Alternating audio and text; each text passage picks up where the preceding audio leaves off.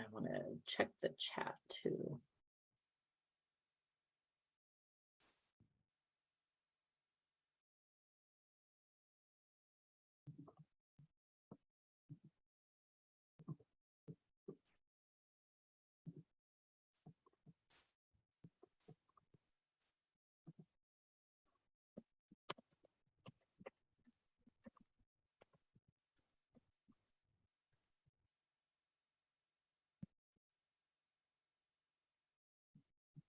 All right, sorry, we're a little bit late. I was helping some of the last minute people that were registering and I didn't want them to miss today. So I had to go ahead and get that taken care of. Well, this is our second Saturday for the NAFTA 2022 Leadership Symposium. Welcome, everyone. Again, we have another fun-filled day with all kinds of really good stuff by our presenter, Rebecca Rose. And our topic today is 5 functions of a team, creating and maintaining a healthy work environment. It's 5 parts. She's going to do it in. Rebecca will be here. I'll be here all day till 5. They're 1-hour sessions. We're going to do half-hour breaks in between. Don't sign off of Zoom because this Zoom link is the one for the whole day. So you can just, keep it up, walk away, or I'm assuming you can come back. I'm not so sure. So I'm still a little tricky on some of the things with Zoom. So, but if you can do that, that's fine. But we will have those half-hour breaks in between sessions. I did send out some handouts to everybody. If you didn't get it, put it in the chat. I'll try to get it to you on one of the breaks. I'm also going to try to put a link in the chat of a video that Rebecca gave me. So let me give you a little bit of bio on Miss Rebecca Rose. She's a certified vet tech and a certified career coach, has a diverse background in the veterinary community as a credentialed team member and leader. She has worked in and managed veterinary clinics, collaborates with industry partners, authors, articles, and books, and faculties, engaging team workshops. Rebecca's enthusiasm for professional development in veterinary medicine is definitely contagious. She really is. I know that. And I'm sure all of you do too. As she encourages and supports veterinary teams in reaching their highest potential. She believes there are ample opportunities in veterinary medicine to build and maintain a healthy, sustainable life and career. Her most current role includes outreach specialist and manager within Lap of Love Veterinary Hospice. And she can be reached at, and Rebecca, I'll put your email address in the chat. So she has given me her email address. So I do need another cup of coffee though there this morning. So welcome, Rebecca. And I'm so glad you're here today with us. Lori, thank you so much for having me. It's always a pleasure to create items and webinars, information for NAFTA. I have been a past president of NAFTA as well in 2016. That was my year to shine. And I've been participating in NAFTA for almost my entire career, at least over 20 years. When you've been in a career for 35 years, it's hard to remember what you have and haven't done. All right. Well, thank you again for having me today.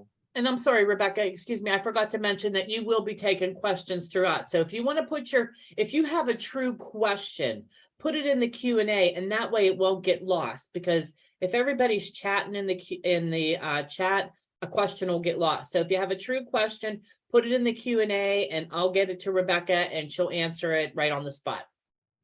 Yes. Hello, Vicki. I see a number of names that I recognize. This is exciting. I think we have close to 100 people registered. That just makes my heart sing. So we are in the first of 5 classes, and these are the functions of a purpose-driven team, creating that healthy environment. And a lot of my resources are also housed on my website, which all of these are listed in your notes. So welcome. I live in Colorado, and right now this is what it looks like with the aspens changing. It's absolutely beautiful. Welcome to the foundation of trust, which is the basis for all relationships. It's what makes a strong foundation.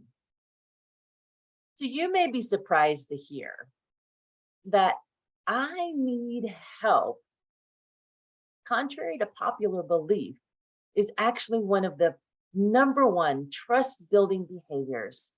And I learned this and am a fond follower of Brené Brown. And we'll be having other information from Brené Brown as well. If you aren't familiar with her, I strongly suggest that you follow her or listen to her. She's got some wonderful books, and I will be giving you little tidbits of what Brené Brown stands for and what she believes. So, like I said, look, contrary to popular belief, you might think that I need help is a sign of weakness, is a sign of unknowing, is a sign of almost betraying yourself in being the professional that you are. And it's in that vulnerability that it builds trust. Isn't that ironic? So we're looking at the 5 functions of a team, and I recently wrote, and it was published in Veterinary Practice News, which you will find a lot of my articles are published in Veterinary Practice News. This is what it looks like. You might even see it already on your veterinarians or your practice manager's desk. And it's based in the book, The 5 Functions, the 5 Dysfunctions of a Team. I originally read this book probably about 5 years ago at the prompting of many of my colleagues and friends, Debbie Boone being one of them. She was like, Rebecca, you've got to read this book. And it's short. It only takes a couple of days to read it. And it from then spawned all of these ideas in trust, courageous conversations, and all of these, the building block of a functioning team. The other day, I downloaded this on Audible, and within 5 hours, I was able to listen to all of it again. So it's very fresh in my mind. It's a great fable. So welcome, and I hope that you are able to hang out with me all 5 hours of the day. I promise that we'll be making it interactive, and even there will be times when I say, okay, in the chat, describe something to me, or tell me more about that. Okay. So the 5 functions of a team. It's a fable written by Patrick Lencioni, and it is an award-winning book. So as Lori said, I am Rebecca Rose. I'm a certified veterinary technician. I've been a credentialed veterinary technician since 1987. I just celebrated my 35th year in this career at this credential. That's so exciting. And I too want your career to be as long and as healthy and as invigorating and as inspiring as mine. As Lori mentioned too, I am a veterinary outreach specialist for Lap of Love, and it allows me to do so much within and continuing to grow my career, even at this stage. If you're looking at careers, this is probably my winter stage of my career. And I don't feel like I'm slowing down at all. Matter of fact, I think I'm picking up a newer, faster, healthier, longer stride in my career at this point in time. So one of my resources is 7 Habits of Highly Effective People. One of those 7 habits is to begin with the end in mind. And during all of these programs, I will be asking you, what was an aha moment? What action can you take out of this and move into your personal life, your team life, whatever role you play within veterinary organizations? What's an aha moment?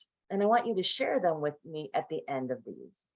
And I suggest too, even through all 5 hours, that you prioritize 3 and move those 3 into action items.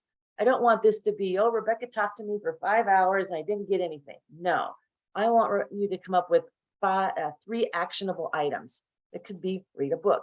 It could be include one of these topics into a team meeting. It might be you fill it in, but I want to know what's an actionable piece for you, and how can you bring these concepts, these ideas into your days. So for this quick hour, and I will stay on schedule, I promise, we're going to talk about what is trust, the speed of trust. There is a true illusion of perfection and how does that work within a team, and then asking for help and even measuring trust. You can measure trust. Seems intangible, but it's tangible. I'm going to show you how. So here is a link to the 5 dysfunctions of a team. It's in your resources as well. This is the pyramid. Absence of trust, that's the dysfunction.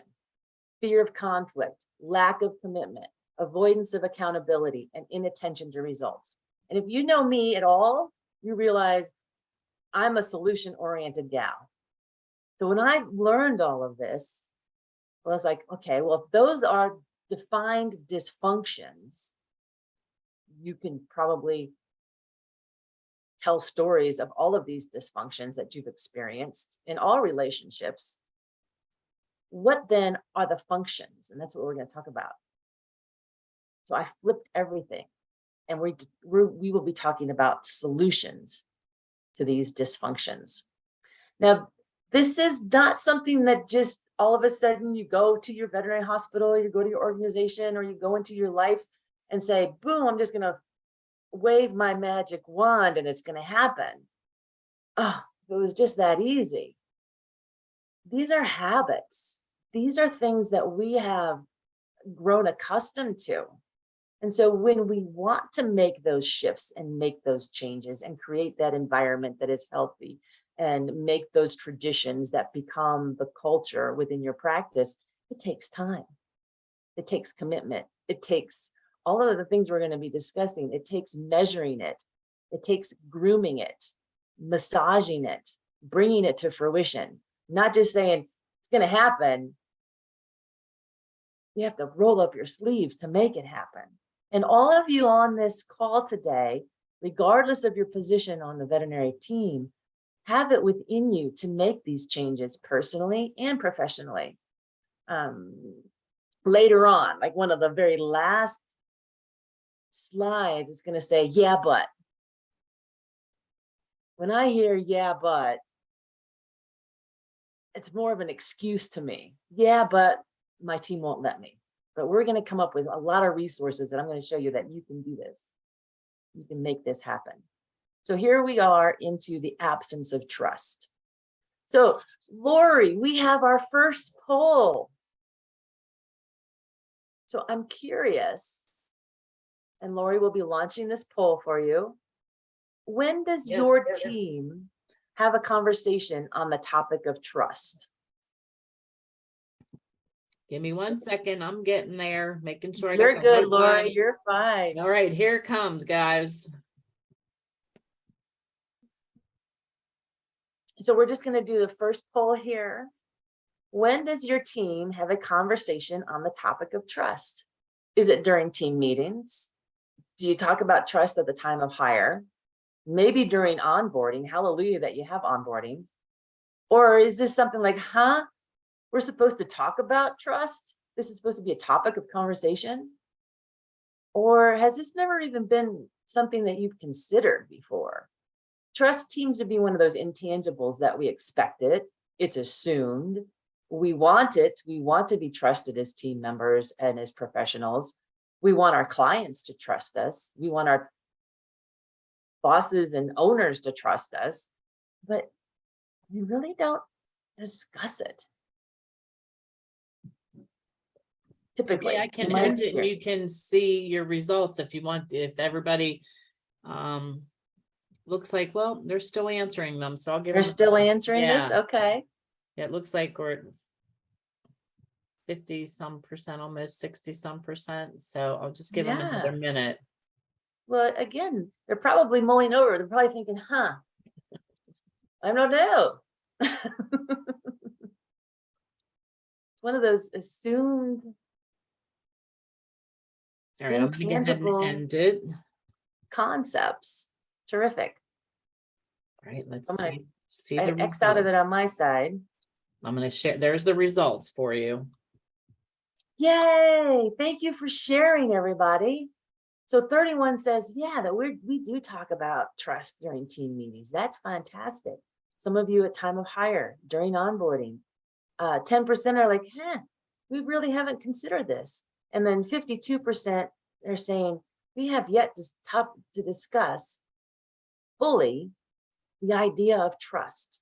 Thank you again for sharing. I appreciate that. And here's questions 2. Oh, there's some questions. Let's take a look. Well, no, here's just the results for question 2. Yeah.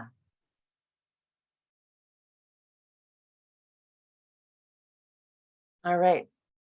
So I think we're good with that, Lori. I'm going to keep moving. Okay.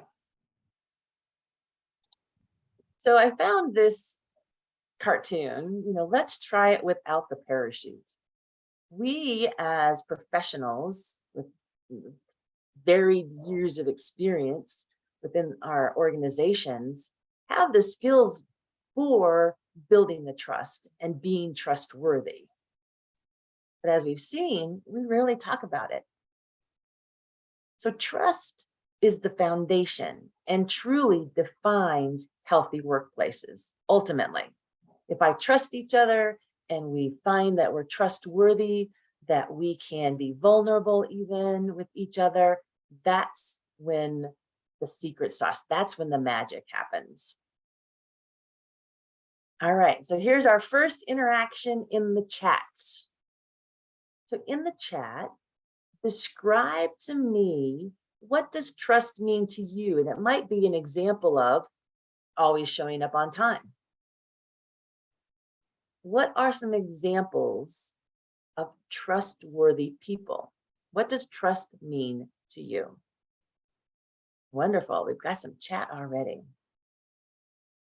Reliable, I'm heard, absolutely. Being heard is fundamental.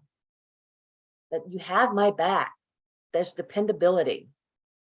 Responding well when asked for help, yes, right? With my teams, it's always, there's no such thing as a stupid question. The hardest question is the one that's not asked. I can only help you when I understand how I can help you succeed. Being reliable and able to share in all ideas and feedback, which we're going to talk a lot about feedback, giving and receiving feedback, not being judged by mistakes, openness. You guys are doing fantastic. Awesome. See how easy this is? When I create programs, I create them so that you too can have this conversation with your team. You did a great job. Thank you. And I'm sure you're going to continue to mull this over. Thank you for sharing. So this is from The Speed of Trust, another wonderful resource. And you're probably thinking, Rebecca, I just want to get it done. And I'm here to explain to you, it takes time. That's why I give you so many resources. Continue to learn about this, continue to really dive into it. But in The Speed of Trust, it says, this is pretty bold, for every interaction, every work project, every initiative, every communication, every strategic or tactical imperative we are trying to accomplish is affected positively or negatively by trust. It's a pretty powerful statement. Therefore, the benefits of a trusting team are plentiful. A team that does not trust each other is doomed to fail. That too is a powerful statement. When I was reading this book, I was like, hallelujah. I knew in my gut that as a team, that when we trusted each other, there was just more synergy. And this is what was so exciting when I learned more from this book, The Speed of Trust. So you might be thinking, levying trust, right? You just gave me descriptions of trust and how you build on that, being reliable, showing up, having each other's back, doing what you're going to say you're going to do, integrity. That's the basis of trust. But the opposite is usually what we can define easier. Someone doesn't show up on time. They don't follow through on things. Lack of integrity, that they lie. You catch them in a lie. Oh, and it takes a lot to build trust, but trust can be squashed really quick. And NAFTA asked for information in building teams and Dr. Jason Coe and I did create some materials, and you already received those in an email. And this is what we were talking about. And there are 4 elements of trust. Like, woohoo, I saw this picture of the pig. Now, this pig is a trusting pig, right? But for you, what would that look like too? The 4 elements of trust include able, that you're demonstrating competency. Believable, that you're acting with integrity. Another big word, integrity. I like respect, big words. What does it mean? And that you're connected, demonstrating care and concern. That's trust. I am concerned. I just learned this morning that my mother has COVID, so I didn't have time to really follow up with her. I'm trying to get all this together. Right prior to me hopping on here, I reached out to my mom again and said, Mom, I apologize. I wasn't able to give you the time and concern, but I'm concerned about you. And with sincerity and being genuine in it, right? And dependable, that follow through, which we're going to talk a lot about today. So this is from Ken Blanchard's book, Building Trust. Who knew there were so many books on trust? Foundation of any team, any relationship, whether that be with a spouse, with a child, with a coworker. Trust is the foundation of that relationship. So another cartoon. Doctor, I'm not sure I can trust you with my feelings. Isn't that how we feel? Isn't that? And it's not so much our feelings, it's being vulnerable. Right? And that's a tricky place for us to be. We've been taught, suck it up, buttercup, get her done, buttercup, right? I mean, we've been taught that all of our lives. And here I am, I'm helping you see, guys, you know what? To show vulnerability is actually a trustworthy trait. That's a difficult one to digest. So here's the book, The Speed of Trust. And I have it right here. I prompted all of my classes with what we have. Oh, amazing. But this is what I learned from within that book. This is the tangible part of trust. Yes, tangible. This is the part where I was like, yes, I knew it, and this describes it. Trust feels intangible, but it's more like a perception. But what the book told me is that there is this economics of trust. Simply, it states that trust always affects 2 measurable outcomes. This is where I was getting really excited. Yeah, I want to learn more. It impacts speed and it impacts cost. It's like, I can get this. I can wrap myself around these ideas as a veterinary technician, thinking about what this looks like for me and my team. This is it. When trust goes down, speed will also go down while the cost will go up. Make sense? If I don't trust somebody, I'm checking them. I'm always over the top of them. I'm hovering. I'm micromanaging. That's costly. That takes a lot of time, takes a lot of energy. This is a tax. This is tangible. This is palpable. So the other one of this is when trust goes up, I trust you. I believe in you. You're capable. You're competent. Speed will also go up while costs will go down. Makes sense. Dr. Schick and I, we worked together for almost 13 years. He hired me 5 different times. You might go, oh, why did that happen? Well, I always needed to get out and grow, but he always hired me when I came back. I'd get out and I'd grow. I'd come back and he'd hire me again. But he and I had each other's back. He and I had such strong synergy. We were this dividend. He'd say, Rebecca, yep, truck's ready. Rebecca, we got this. Yep, surgical pack's all done. Rebecca, we got an iguana. Yep, I'm on it. You know, we could finish each other. We had such great synergy. And you too might be saying, yeah, I worked that synergistically with some of my team members. That's because you trust each other. Wouldn't that feel good? I remember getting done with some days with Dr. Schick and going, yes, we rocked it. Especially if there was a C-section on a cow. Cattle C-section on the ranch, loved it. One of my favorites. All right, So this says, nothing is as profitable as the economics of trust. And I have to tell you, nothing is more gratifying and satisfying than being with a trusted synergistic team. Doesn't that feel good? Hopefully some of you have that experience. How about in the chat, you tell me, yeah, I work with a synergistic team. Yes, I have this experience. Yes, this feels good to me. I've got that. So who in the chat says, yes, I've got this 100%. Hi, Kobe. Hello. Sweet. Yes, I'm seeing some. No, sadly, unfortunately, yeah. That's why we're here. And know that there is help in some of these ideas and concepts. All right. So I'm going to keep going. And I'm going to give you a lot of resources to continue to work on this piece of trust. So again, The Speed of Trust through Steve Covey. So this is a picture of my father. My father passed away in 2012, but he taught me so much wonderful, wonderful things in my life. Still is my favorite and biggest rah-rah. It's hard for many people to understand that, but here he is today, continuing to support me. But he wrote this wonderful piece, and it's called Three-Dimensional Imperfection. And this is where we're talking about the illusion of perfection, the illusion of perfection. And you can see my dad here.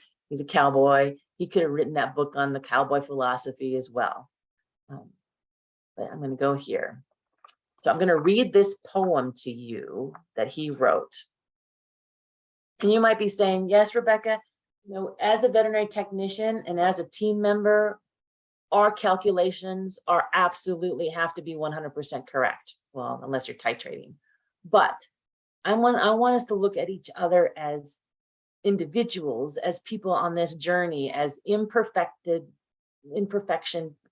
beings, knowing that we're going to make mistakes and having the grace to look at systems and processes when those mistakes happen. All right. But this is what my dad taught me. One of many things.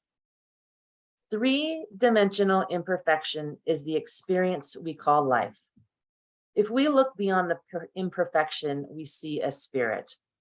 All things in nature have imperfection. There are no perfect straight lines. Only in man do we find the thought of perfection. Only through illusion do we see man's interpretation of perfection. Perfection is not for this experience, but for the time after this. So while we are searching for and trying to achieve that which we believe to be perfect, see beyond the illusion and imperfection. See the spirit. Brings chills. And I'm going to be giving you other pieces as well, but that's just so beautiful. So let it sink in, right? We are imperfect beings here working in a medical field. I do believe I'm also going to talk to you about choosing progress over perfection, which was an article in Veterinary Practice News, so that you too can read just a small, more snippet on this and learn about it. So Dr. Marcy Kirk and I presented at the Veterinary Wellbeing Summit in 2019, and we said during that program, rather than striving for perfection in all things, foster a working environment where faultlessness is not the driving mentality. I know that's difficult to swallow. So looking at that idea of asking for help and when do you need help, and showing that that is a trustworthy outreach. Okay, Lori, I have another poll for everybody. Okay, here it comes. Wonderful. So how often do you ask for help? Is this the Never. courageous conversations one? No, so I think they were combined. It looked like they were combined in that. Oh, the trust poll is that the one? Yep, so there were, but we I'll can just always share the results because it looks like they answered them all. Oh, I see. Gotcha. Okay. Because I did 3 questions. So here, can everyone see those? There's question 1. So if I go down to the next one, I Yeah. see. Ah, yes, I see. So how often do you ask for help? Sometimes 55% of you, frequently 45% of you. I know I should, but I don't, 3%. And I do, but I'm disappointed. And that's the sad place to be too, right? I ask, I give them an opportunity to succeed. There's a failure here somehow. And where is that failure coming from?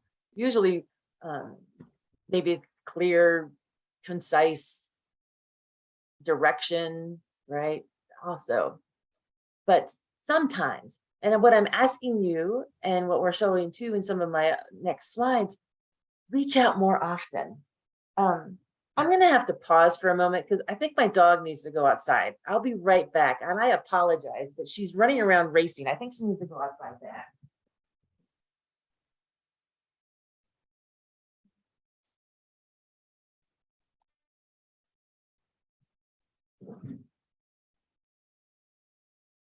And I know out of all veterinary team members, technicians understand when the dog needs to go outside, the dog needs to go outside. All right.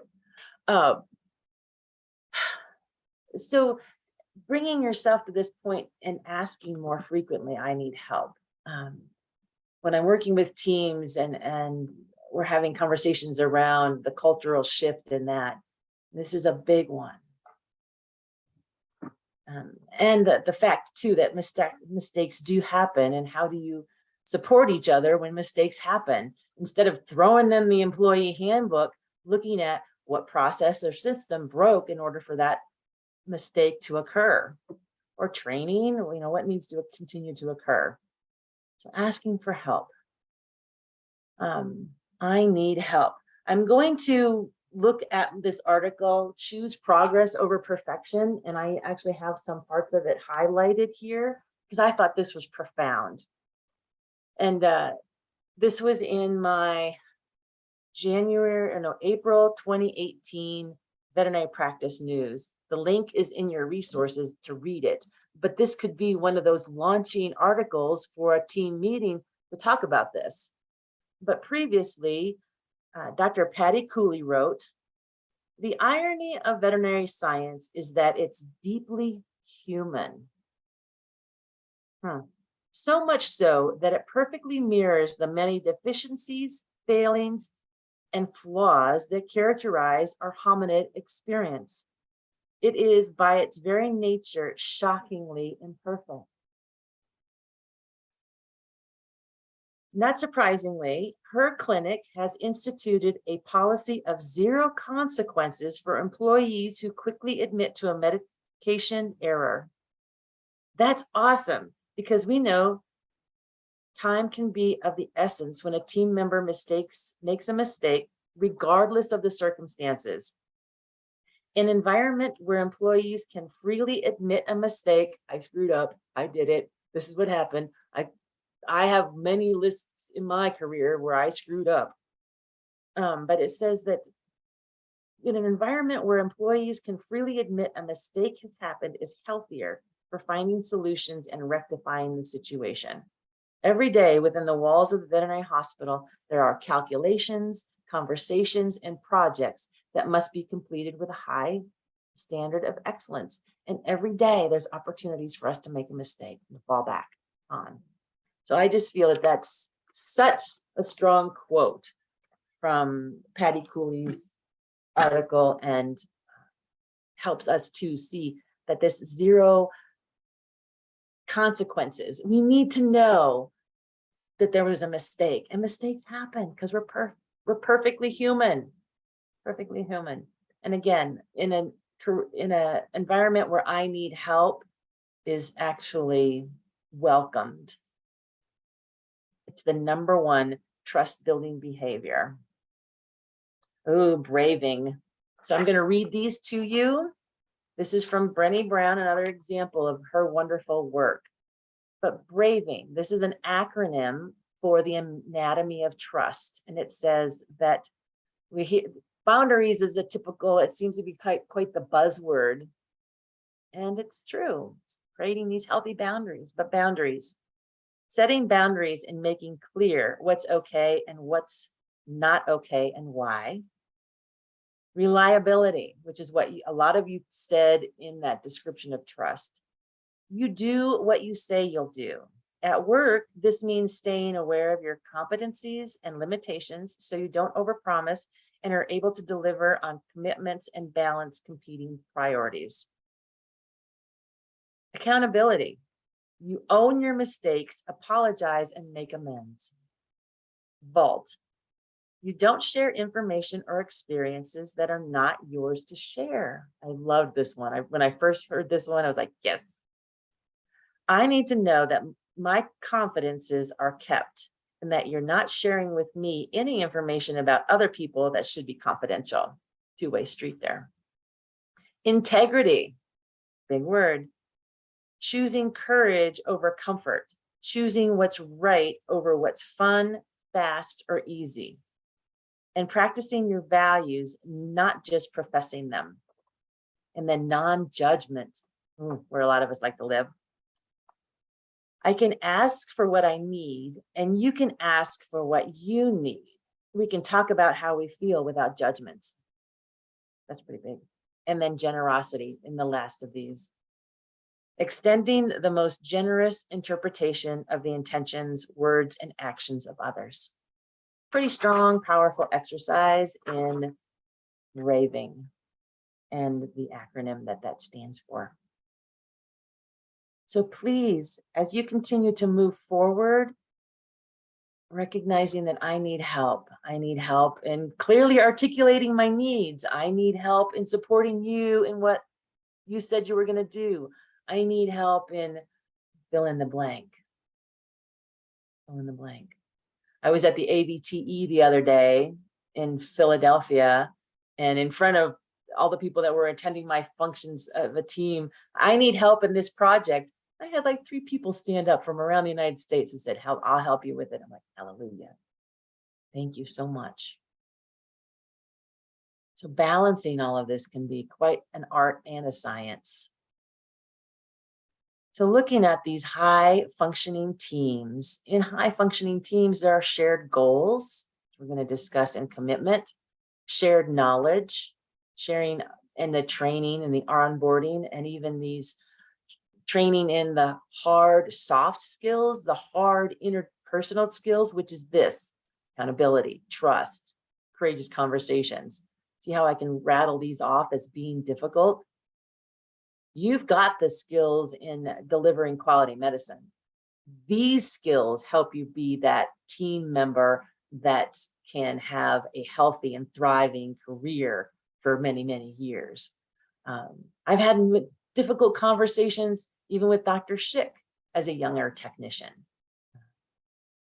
I continue to have difficult conversations. I managed a team of 4 right now. And even with a team of 4, there's times when it's like, oh boy, the beads of sweat don't form on my head nearly as often as they used to, because I've recognized that these are skills that I can continue to grow in courageous conversations. But shared knowledge, helping us know and work on these and improve our interpersonal skills. On a functioning team, there's mutual respect and even effective communication. And there's trust. Definitely. So we can go to the third poll, Lori. So this is asking about, do you trust your team? And the question was, yes, I do trust my team most of the time. Not really, no. Okay, there's your results there. Let me look. Share, hold on. There it comes. Yeah. Yeah. Whoop. All right, so I'm going to buzz down to the third one here. Yep. Do you trust your team? Ooh, most of the time. 52% of you said yes, most of the time. But look at this, it's tangible. Now, we're going to discuss this a little bit more. Yes, most definitely. 31% of you said yes. 3% no, not really. And then declining at this time, and I need to think more about it. 14%, yeah. Those are all great answers, and they're tangible. You may have had that hard hit in the gut when you're answering this, because You may never have been asked it before. All right. So as I mentioned before, Dr. Jason Coe and I created worksheets and information on trust, training, and team. Vicki O'Grain probably was there when we were having the conversation and building out this material. And think about this too, that talking to your team about trust may even be considered a high-risk conversation. If there is a low collegiality, low synergy, low trusting environment, this could be a high-risk conversation. In the worksheets that accompany this, we did ask the questions about how much do you trust your coworkers, like the poll right now? How well does the veterinary team demonstrate competency? How often does the veterinary team act with integrity? And then how well does the veterinary team demonstrate genuine care and concern for the team members, the clients, and the patients? And then how often does the team complete projects? So this comes back from the whole 4 elements of trust. Boom. There they are. There they are. All right. I'm going to attempt to show a video. I have to get out of my screen here. And then I'm going to hop into this. And this is a 3-minute video. We're doing good on time. And this is the video that Lori will send in the chat and probably in a follow-up email. So I'm going to push the button and hopefully it goes. What makes a team great? What makes team members happy? How does a team produce the best outcome? Veterinary practices are built around teams. Complementary skills and divided responsibilities, when supported in the right way, can lead to a great working environment, quality care, and a successful practice. At the base of every team is a foundation built on trust and respect. If this footing is weak, small, or not equally shared, individual team members spend much of their time and energy dealing with the instability. It's frustrating, inefficient, and difficult to hold on for long. On the other hand, if the foundation is broad and stable, it puts team members on a firm footing. How do you build a great foundation? First, celebrate what a team is. When everyone does their part, the goal is accomplished. And while there are many ways to reach a goal, the team that appreciates every contribution, even one that may appear small, is likely to do better in the end. Secondly, nurture trust. Building trust takes time. It has to be purposefully planted and protected as part of team culture. Trust may seem hard to measure, but it's based in competence, integrity, feeling connected, and commitment. When tended to daily, it can produce amazing results. But it's fragile and can also be destroyed by a million tiny bites or wiped out in the blink of an eye. Finally, value training. Training the entire team on developing relationships and working with groups will build bridges. Cross-training results in even more paths to create a connected team. What do you get when you've built a bedrock foundation on team, trust, and training? You get team satisfaction. When colleagues are appreciated as contributing members of the team, individual engagement goes up and job satisfaction increases. You get quality patient care. Trusted and trained veterinary teams deliver quality care consistently. You get profitability. Teams who empower, train, and trust each other are more efficient and more profitable. What makes a team great? Start with a solid foundation of trust. This solid footing is a basic resource for everyone. Place value on training. Invest in building the bridges that form connections. Where veterinary teams are properly supported, team satisfaction, quality patient care, and profitability follow. This is just a start. We want you to see the transformation firsthand. Download resources, read more about making a team great, and get the team activity workbook at the NAVTA website. What makes a team great? Yay, it worked. I hope you found that touching. Every time I see it, it brings up so much emotion in me working with NAVTA and working with Dr. Jason Coe to create that. Such a good piece. And you have access to the worksheets and all of that. But we're going to continue to have the conversation to build on the next 4 topics within 5 functions. So we are not a team because we work together. We're a team because we respect, trust, and care for each other. Yeah, that's what makes it so gratifying and so rewarding. So what does this look like? Even some of the surveys that I've done with team members, keeping in mind that these were anonymous, and that's always a good thing too. Being sure that if they stay anonymous, is that trust defines a healthy work environment. So how does your team demonstrate and build trust? They talk about the hiring, the time of hiring, training throughout the year builds trust, productive team meetings, sharing our knowledge and sharing communication, excellent communication. So that's one that we're going to talk about next in the next conversation is how do we create courageous conversations? Honesty, building that trust. And then even performance reviews. Team members typically want to know, how am I doing? How am I measuring up? What can I do better? And what am I doing well? Equally important. Things that you might consider for you and your team might be that aha moment. Aha, maybe I have within my authority and responsibilities to create team surveys. There's actually a lot out there. Gallup does them. There's a lot of even software companies now within veterinary medicine that can help support these kinds of surveys and do them for you as a third party. That might be an aha moment, something to say, yeah, we want to do this. So this comes to the idea of the perfection, and to wait for the perfect circumstance will be detrimental to achieving those goals. Even when we're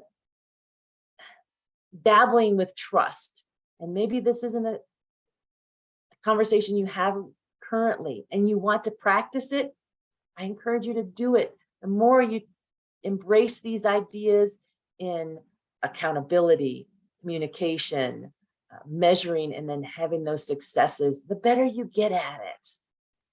So what I've learned through the years is that trust is measurable, vulnerability builds relationships, and 3 powerful words are, I need help. 3 powerful words. So the benefits of a trusting veterinary team include a team that is mentally and physically healthy. Hallelujah. Strong bonds and relationships between team members. There's a collaborative environment and even positive outcomes for clients and patients. So you've got this in these 60 minutes. We've talked about defining trust, and you guys are really good at that. Reliability, got my back, integrity, and that there's this speed of trust, the cost of trust. And when teams trust each other, they're faster and more efficient, and the cost is less. There's this illusion of perfection. And how, as a team, can we even institute, zero consequences for declaring you made a mistake, and even asking for help personally and professionally more often. And I've shown you too that trust can be measured. It's very tangible, very tangible. So in the chat, maybe you can share with me some of your aha moments, things that you might want to prioritize. I did see someone had a comment about personalities. Yeah, you know what? We all have personal preferences. That's normal. my picture of a team, my kaleidoscope of colors, that's why it makes interpersonal skills so important, so that we can navigate and work with people who are not like ourselves, people who have different personal preferences. We say we have personality issues. Well, you know what, guys, that's in all industries, all industries.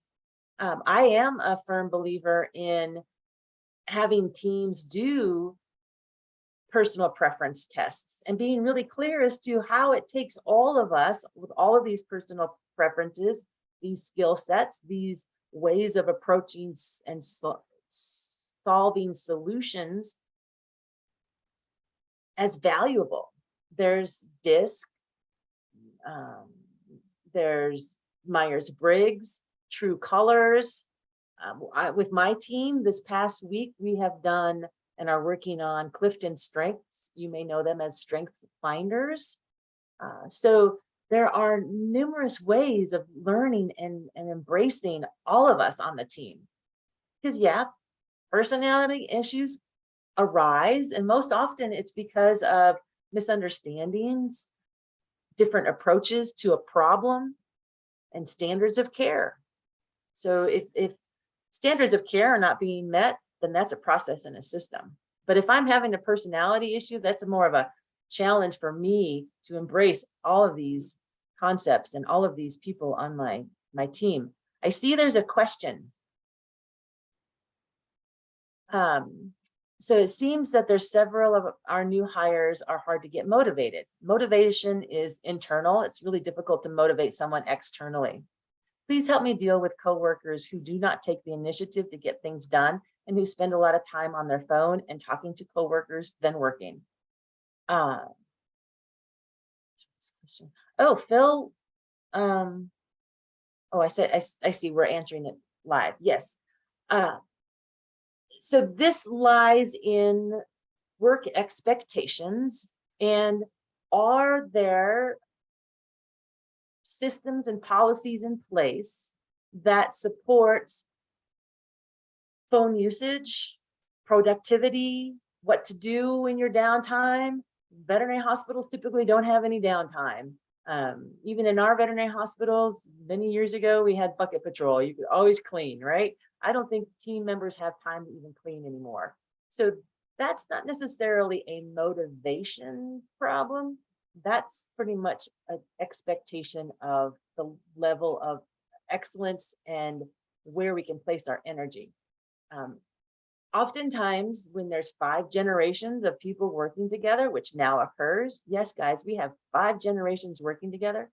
Different generations have different approaches and ideas of what does a work ethic look like and what does professionalism look like.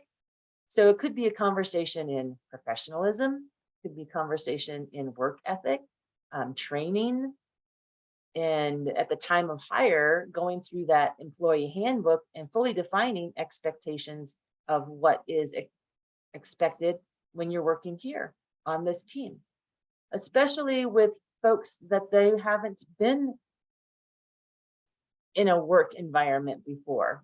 Now it's time as a practice manager or team lead, or even someone who's been in the community for a long time, to help show, demonstrate, and exemplify all of these traits. Great question. I hope I answered it. Systems, policies in place, training, and bringing it to light, not just shoveling it under the rug. Let's see. I think that's all of the questions. There's a lot going on in chat.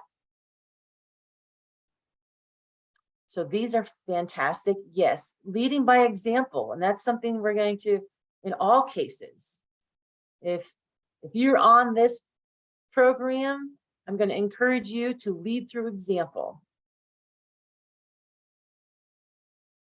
You can certainly use studies. We as veterinary team members are very much medically science driven. And if you can show something in a study, that tends to help. Bring it up during a team meeting. All right, everybody's been doing such a great job. Thank you so much for all of your participation. I promised I would quit on time, and we have. Yay, Hallelujah. Rebecca. Well, that's great. Okay, so everyone, just keep this Zoom link open. We will be back at 11:30 a.m. Eastern Standard Time. So go get another cup of coffee, grab some breakfast, do whatever you need to do. We will get started at 11:30. Wonderful. Thank you, everybody. See you in a little bit. Rebecca, if you want to stop sharing, I'll go ahead and put my screen up. Okay. Thanks.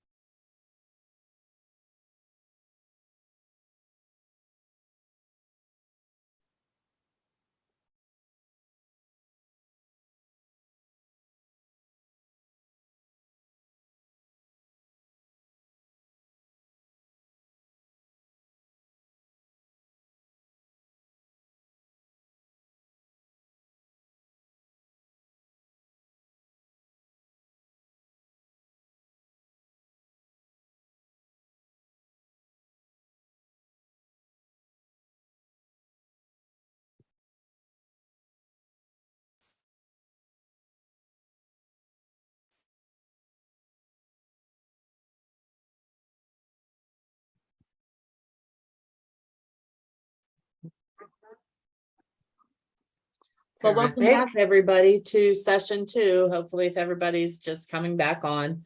Our second session today is regarding courageous conversations. So with Rebecca again, and we'll have some poll questions again. And if you want to ask a question, put it in the Q&A and I'll interrupt and let her know there's a question and we'll get your question answered. So Rebecca's back on with us. So whenever she's ready to get started, we can go ahead and get started. Terrific. I just want to bring to light over in the chat some of the aha moments, some of the priorities that were discovered from the last session. One said the aha moment was bringing up trust techniques with the team and how we may build the team more together within the clinic. Yes.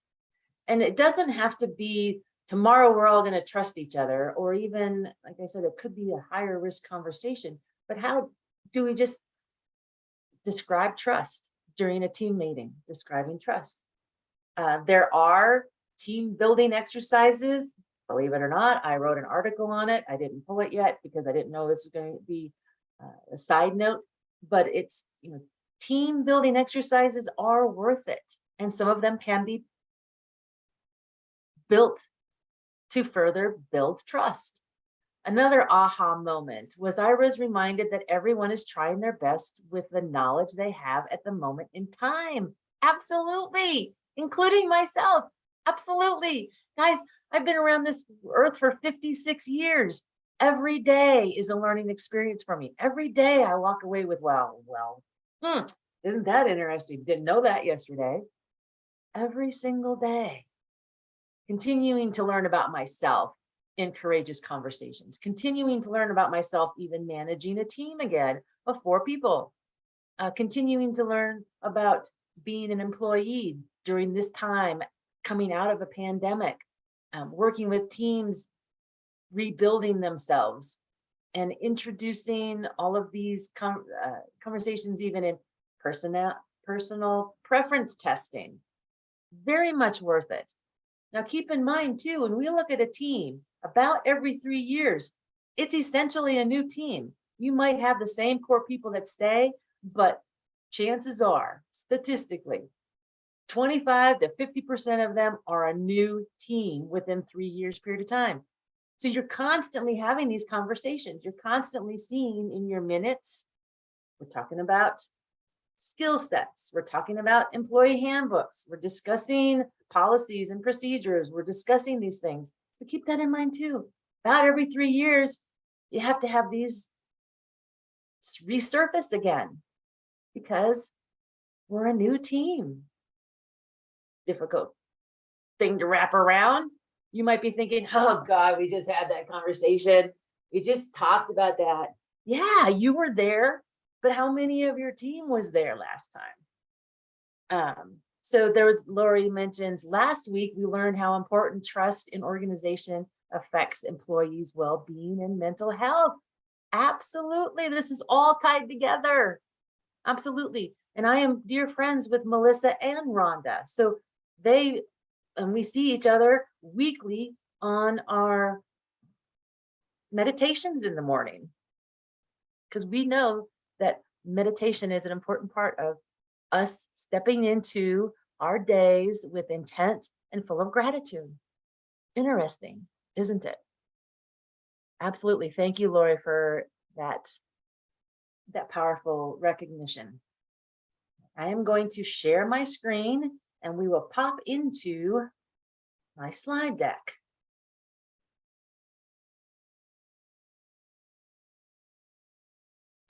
There it is. Fantastic. So now we're in the second hour of 5. And thank you again, National Association of Veterinary Technicians in America, for providing this leadership training, providing skills in elevating and improving emotional intelligence and these hard, soft skills, the interpersonal skills that make our career sustainable and healthy. So 2 of 5, now we're stepping into courageous conversations and ideological conflict. This was probably of the 5 dysfunctions of a team that was like, aha, makes sense. I see this on my teams. So welcome. Thanks for joining us. Here's a quote. I want to stop the exodus of veterinary team members leaving the veterinary community because of their inability to have a courageous, uncomfortable conversation. If I had a personal agenda, this is it. And I do have a personal agenda, and this is it. Thus, the reason why I present on this and courageous conversations and professionalism, the ability to articulate our needs so that we're just not exiting the community. And we want our teams to be in veterinary hospitals healthier longer so that we can offer that best pet care, deliver that best client experience, have teams that are healthy and stay with us longer within our practices. And when that all comes into play in that order, you will have a healthy veterinary hospital as well. So this is linked, and the blog is on my website, and this is in your notes as well.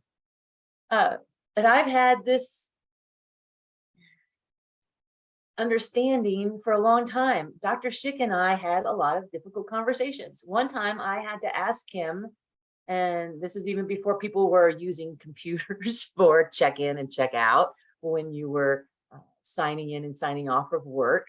And I was working 50 to 60 hours in a week, but not getting overtime. And my husband at the time said, you deserve overtime. So I went to Dr. Schick and I said, Dr. Schick, I understand I get paid overtime. I get time and a half. He's like, nah, not here. Never done it. Not the way we do it. All right. Not the answer I wanted. So I reached out to the newspaper. The Denver Post actually had a column where you could ask a lawyer these questions. So I did. I wrote him a letter. You guys are all probably like, oh, you didn't. Yeah, I did. I've always been this advocate for myself. I've always been this driver of knowing that I need to succeed and be heard and have a healthy career. And this was one of them. So I wrote a letter to the bar, the Colorado bar. They wrote me a letter back that says, yes, you as a veterinary technician are entitled to overtime. So I took the letter to Dr. Schick and I explained, Dr. Schick, I love my job here. I've been working with him since I was 14. I worked with him through all of high school. I came back and worked for him after as a credentialed veterinary technician. I said, all I want to do is not work myself to the bone. And I want to be valued for the time that I'm here. And anything above 40 hours a week is going to be time and a half to me. I didn't tell him that I could go back 3 years and just guess how many hours of overtime I've had. That wasn't the point. The point was, I love my job. I just want to be fairly compensated for the time that I work here. And this is governed in law. Well, again, he hired me. That was probably maybe the third time he had hired me. But we continued to work together. I was more comfortable. We started signing in, clocking in and clocking out. All of the team members did. So it was, I don't think there was anything malicious on his point. He just didn't know. And I had the opportunity to enlighten and manage up. So that's exactly what managing up is. I know that's a long-winded story, but apparently it needed to be said. And that's articulating your needs. That's knowing the value that you bring, the things that you want to continue to uphold within your career. These are beautiful, wonderful careers. And I explained earlier, I'm 35 years into this career. I still plan on being and growing daily for the next 5 to 10 years. I just love it that much. And I know that there's so many individuals that leave because they can't express themselves. That's sad. So very sad to me. I think this is going to be the next poll. So Lori, we can go ahead and just roll the polls like we did before, and I'll work through that. Gotcha. So the first poll, how often have you witnessed a veterinary team or colleague leave the profession because of their inability to have a courageous, difficult, heartfelt conversation? Have you seen it many times, a few times, maybe never? Maybe that hasn't ever been your experience, or maybe that I just haven't ever thought about it that way. People leave because of their inability to articulate their needs. I've had even team members of NAFTA explain to me that they've left a veterinary hospital, not necessarily the whole career or the whole field of veterinary medicine, because the veterinarian would walk into the door and unknowingly, unconsciously place their cup on the treatment table where they were trying to prep for surgery.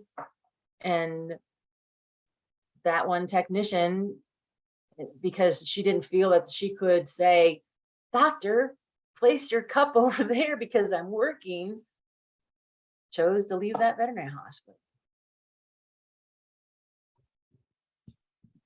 Yeah, all right. So I'm sure people are answering all of the questions, and that's fine. We'll continue I'm to gonna populate end. them. Yeah, and I'll just share right now and you can see question 1, Rebecca, and everyone else. Oh, wonderful. Thank you, Lori. So how often? Many times, 44%. A few times, 41%. Some people, 16% says, you know what? I haven't ever thought about it that way. That's awesome. Good. But what it shows us is it's true. One of those things that we were mentioning before, the surveys, right? We want to see the visual, but see the survey that shows us this. We want to see the study that shows the benefits of having a well, healthy team. Benefits abound. And even though you might know it in your gut, like the idea of trust, when you find it and it's declared, and then you can share that with your team, because we're very driven that way. It's ironic. So here we are in the second dysfunction of a team, fear of conflict. So if that's the dysfunction, if we cannot step into conversation and have conflict with resolution, then we're doomed to fail, personally and professionally, individually and as a team. So the other side of that, the flip side of it, is stepping into courageous conversations. So during this hour, and here is your current NAVTA president, and I just think she's probably one of the most courageous people I ever known, is Ashley. I just love this picture. It captures the essence of Ashley beautifully. But for our topics now, for the next 40 minutes, what are courageous conversations? Simply avoidance does not work. What is this idea of empathy and compassion? How do we create team meetings that are productive? How do we describe and identify low-risk conversations and high-risk conversations? And then even how to exploit ideas. I am the idea queen. My subject lines often read idea in very bold lettering, and then whatever that is, right? And guys, you know what? I know 75% of my ideas are not going to fly yet. But you got to plant the seed. So how can we as team members continue to get through this? We've always done it that way, like Dr. Schick's conversation. And how can we move past that into the biases and overcoming those biases? All right. I've learned through 20 years of delivering courses and working with teams in coaching and consulting that veterinary team members and students are hungry for tools that will help them bring tough conversations and questions to light with their managers and veterinarians. You may think, I'm the only one that has this problem. No, you're not alone at all. Of my team workshops, Courageous Conversations is one of the highest requested programs.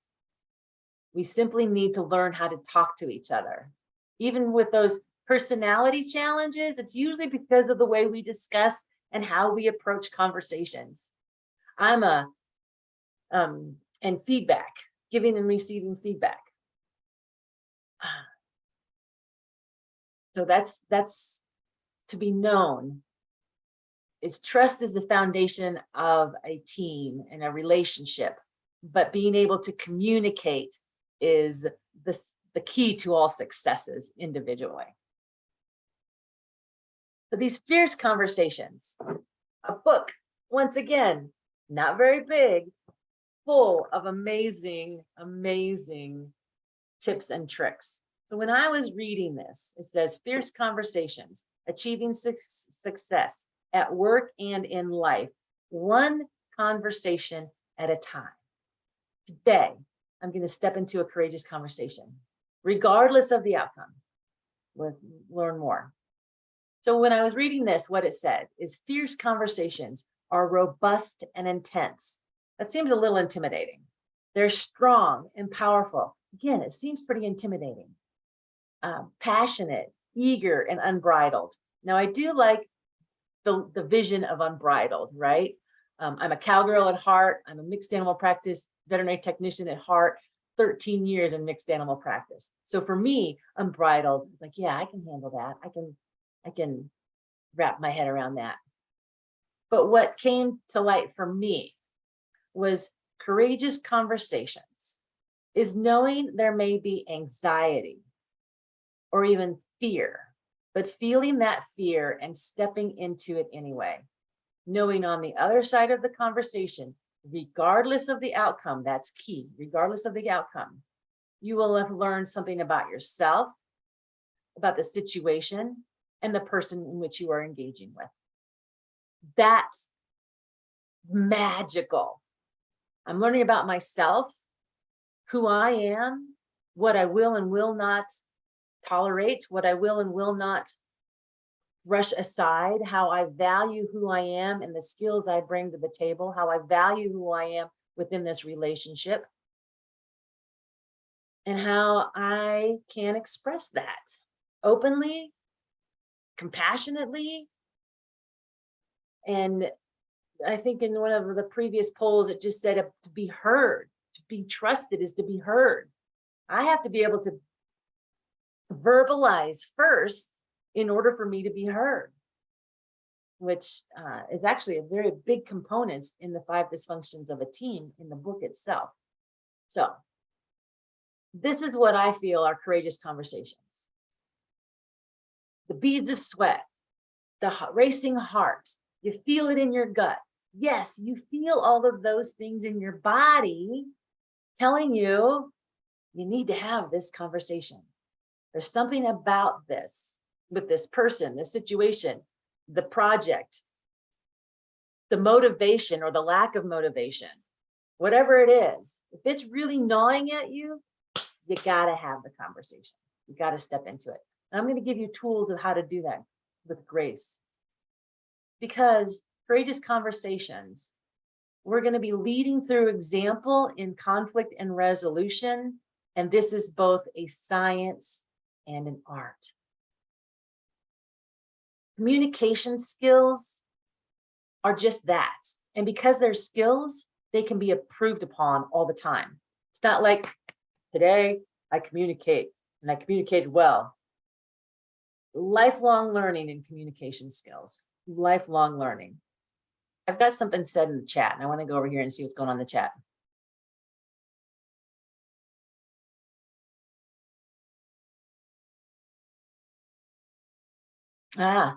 Somebody was being begged to stay, but she's decided to stay part-time. I love my practice. Absolutely. It comes back to my first story with Dr. Schick. I love my practice. I just want to be valued for my skills and what I bring to the table. That's a personal value, which we're going to talk about later. What do you value? Do you value your time? Yes. And it's okay. So Karen says, thank you. I usually make people cry when I have those conversations and I feel I do a good job, but I guess not necessarily. It's not you. They're not used to it. They're not used to the feedback. We have not been taught by parents because they're generally not a good example of giving positive and negative feedback. Negative feedback doesn't exist. It's always about improving. But similar to communication skills, we don't have classes on feedback. But as a team, without feedback, we flounder. An article I wrote is The Gift of Feedback. And I do not think it's in our notes, but I will forward it to Lori. Absolutely. So you probably did it well, Karen. The person on the other side is growing too in this world of giving and receiving feedback. And just because someone cries It's not because you didn't, that you didn't do it well. Remember, a lot of our team members, this is the first job they're having right now on the other side of a pandemic. That doesn't, not an excuse. It's just a place for more empathy and understanding. So this fear of conflict, this is a quote from the 5 Dysfunctions of a Team. If we don't trust one another, then we aren't going to engage in open, constructive, ideological conflict. And we'll just continue to preserve a sense of artificial harmony. And this is where I was like, huh, I hadn't thought about that. If I'm unwilling to, don't have the skill sets to really bring something important to light, I'm just maintaining artificial harmony. And guess what? That's just going to eat at me. And guess what happens when something eats at you and you don't articulate it? It usually moves into a place of resentment. And resentment is a hugely powerful, jealousy, all of these emotions are hugely powerful. But think about what conversations you aren't having, and are they causing you to be in a place of resentment? It's not on them. They probably don't even have a clue. It's on you because you're harvesting it. You're keeping it here. And this artificial harmony does no good. And it's not like you're waking up in the morning going, who in the world can I piss off today? Like back to Karen's point of view. No, it's not that at all. It's what has to be said, especially related to patient care, the feedback in the moment of patient care, the feedback in the moment of a client experience. And even if you think we have personality challenges within our team, think about how often we have difficulty communicating because of clashing communication styles with clients, which are fast and furious. Trust is important with clients as well, and trust is important with our teams, equally towards communication skills in a rapid fire sense. Who is this client in front of me? How do they want to be communicated to? How does my communication style meld, mesh, or butt up against their communication styles? Oh, but I digress. I got off on all of that because of artificial harmony. What conversations are you avoiding? Because avoidance does not work. Avoidance leads to resentment. Avoidance leads to misunderstanding. Avoidance leads to, I'm pissed and I'm leaving. Yeah, that's what it does. That's a bit of an exaggeration, but not by much. But know too that there's hope, because I'm going to be giving you tools for success. I've embraced these tools of success for the last 20 years. When I first started learning about how to speak and mirror conversations, my children were teenagers. Now they're in their middle 30s. So these skills for me have even growing and maturing over the years. But there is hope. And a reminder, avoidance does not work.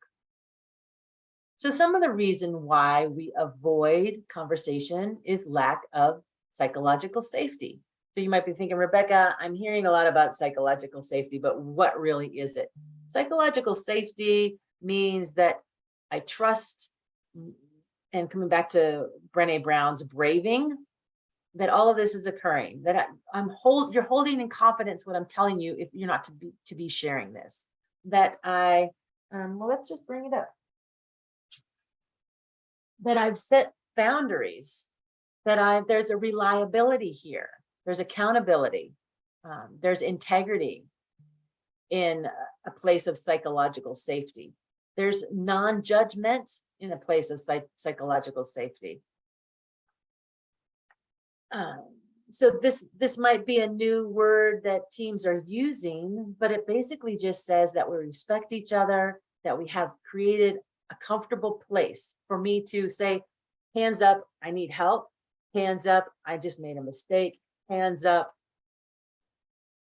I'm having a hard time dealing with something. I don't understand a new process. I don't understand a new calculation.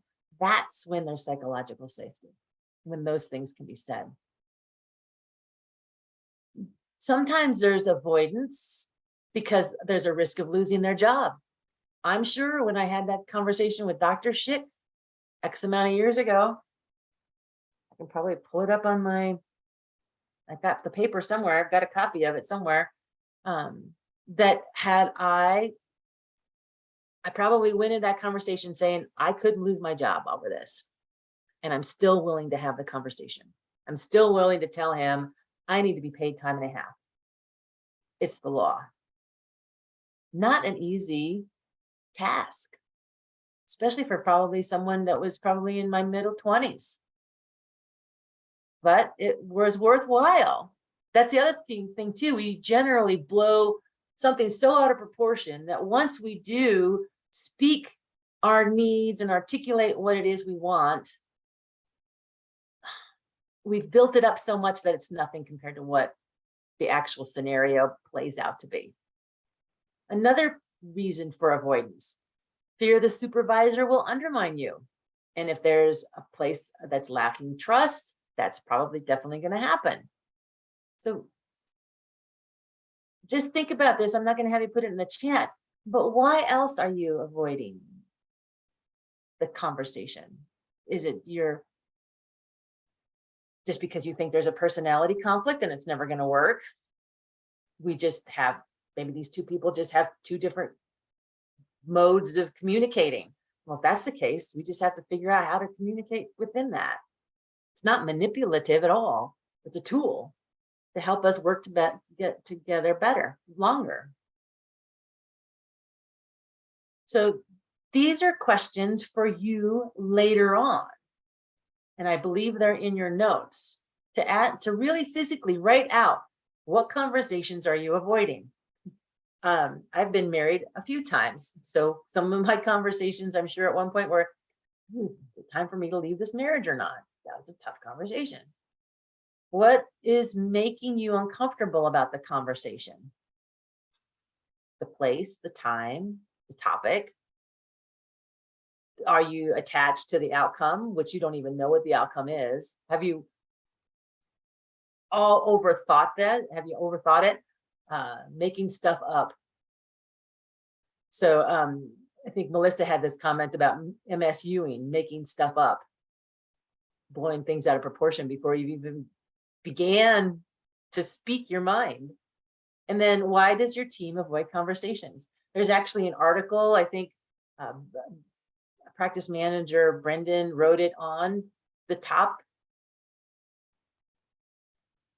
10 topics that team members tiptoe around. Wow, top 10 topics tiptoeing around. Put all that together. Rebecca, there's a few comments in the chat if you would. It's almost like a question. So if you want me to read it to you, I will. Or all right, I got it opened up here. So let me take a peek at it.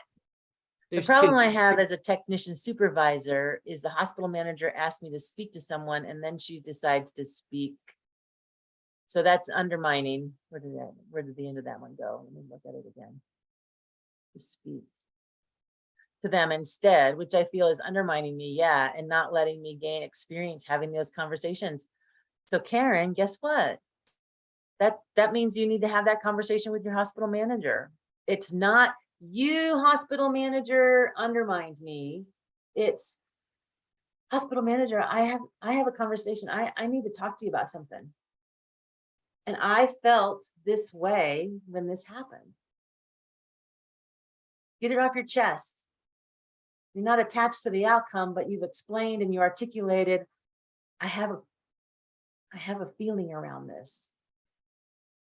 And I'm not happy with what happened.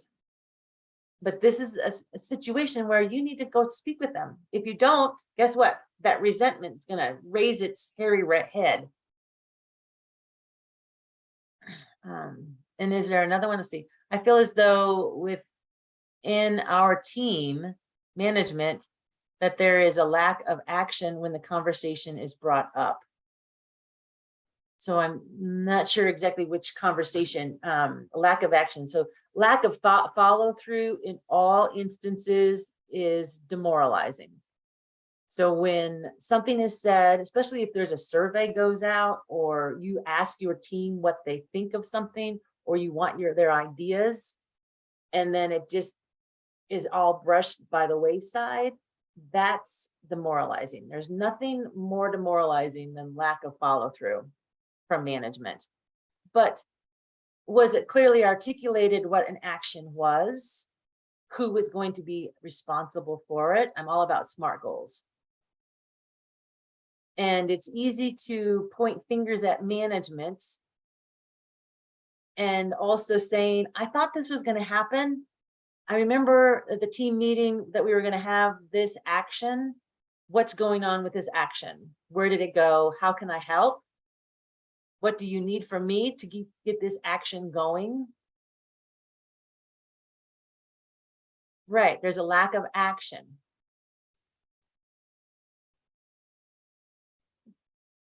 And what is the action you want from them? Being really clear as to what is that action that you wanted from them. Because maybe through a misunderstanding, they didn't see an action item there, possibly. Thank you, though, Alexis, for sharing. And I understand this is a tough place, and it's not uncommon in most teams. And we're going to continue to dive into commitments and goal setting, and then bringing those goals to fruition, that action piece. Excellent. Thank you for sharing. All right. And I got off on that on just the poll question. All right. So let's look at empathy and compassion. A quote from Masin is, empathy is about finding echoes of another person within yourself. Because the people we have around us are a mirror of ourselves. And that's also another difficult thing to see. So there is this thing about empathy and even sympathy. One connects and one disconnects. I'm going to give you a video here. It's a short video, and I do have my sound on, so I'd like for everybody to see this. And I'm hoping that it's new to you, but some of you may have already seen this. Again, I'm a very firm believer in the messages Brené Brown has to share with us.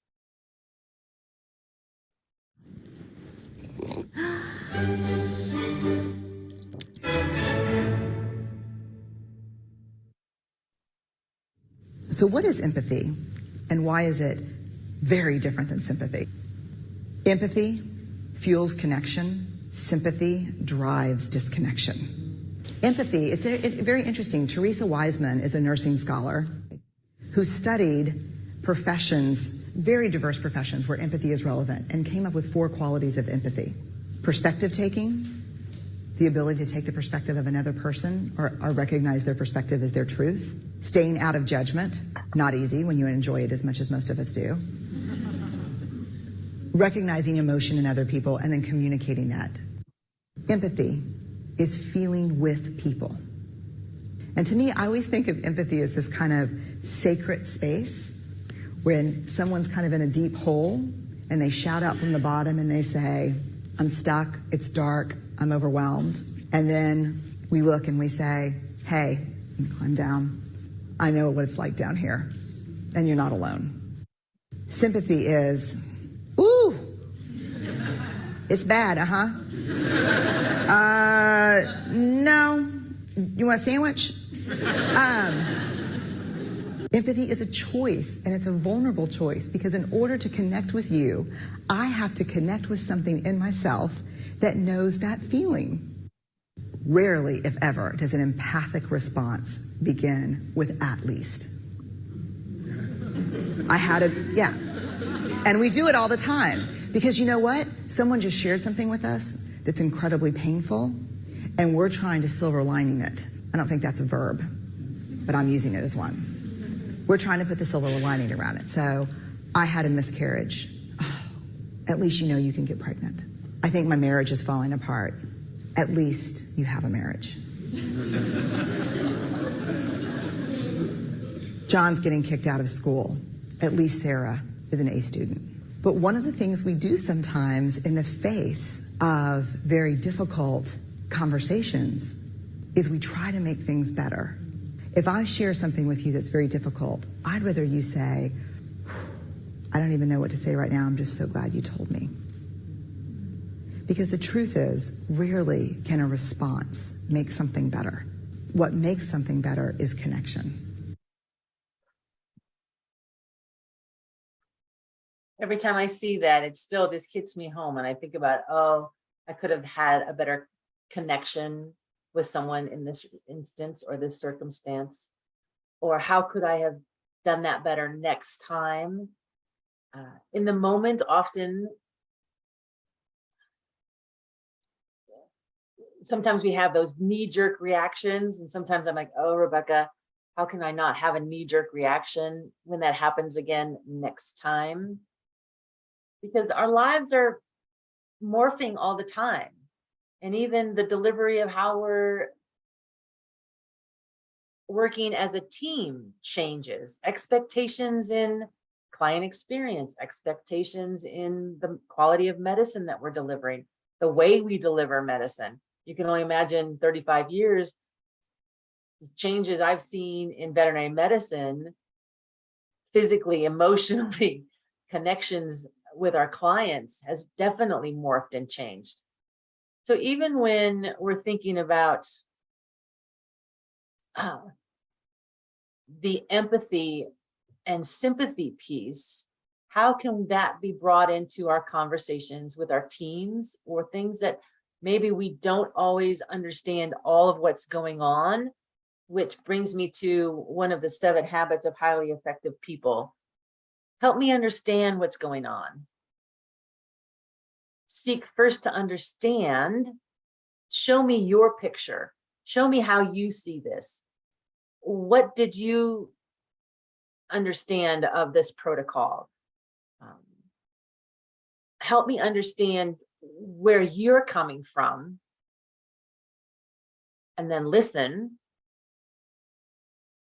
And then say, oh, I see. This is what I thought of that project, that protocol, that standard of excellence. This is how I saw that.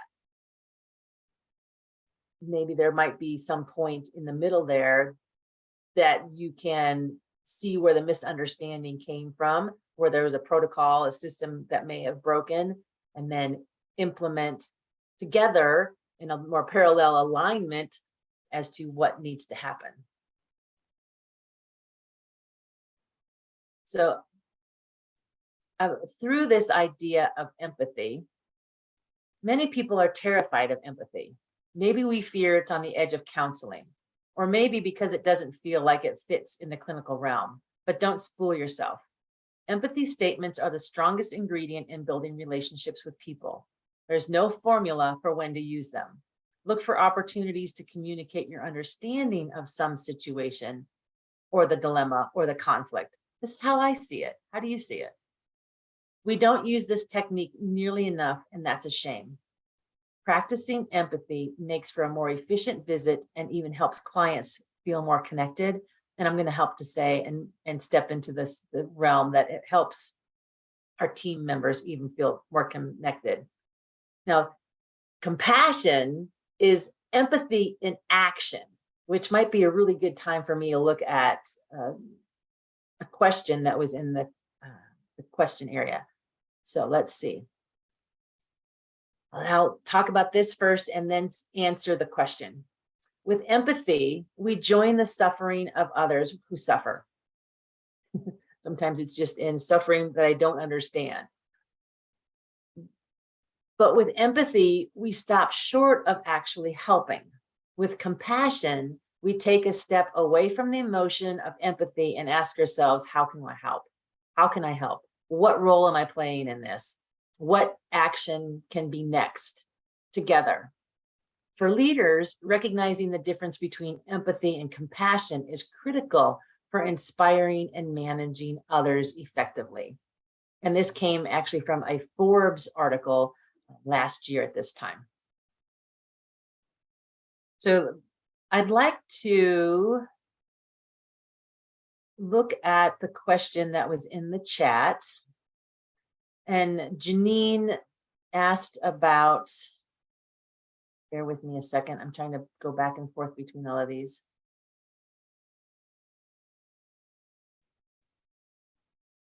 Janine, can you rephrase what you mean by not attached to an outcome? Are you suggesting that the conversation is for data or idea exchange afterwards, after which you can decide what to do? Yeah. For example, if you're bringing up a behavior that you feel is bad for patient care, would you not have an attachment to the outcome? Well, you can have an attachment to having the conversation. The outcome that needs to occur has to be fully defined. So if you just simply say, and keeping in mind, when I manage teams, this is how, and when I know what the expectations are of my team, and I know what the quality of medicine is for that delivery of my team, in feedback in the moment, I am levied, so all team members in the moment can say, under this circumstance, this patient care needs to be elevated in this way, because we are here under all instances to deliver the best patient care. In this instance, this conversation or this education of a client for that client experience needs to be levied in this way and define that behavior or what can be changed to make that happen. But we always reach out and look at stuff from, how is this best for patient care? Because we're all here for patient care. How is this best for client experience? How is this best for us as a team, giving and receiving feedback? And in Janine's example, it was directly related to patient care. So is your team supported and have that psychological safety in that moment to say, this is elevating and this is what has to happen?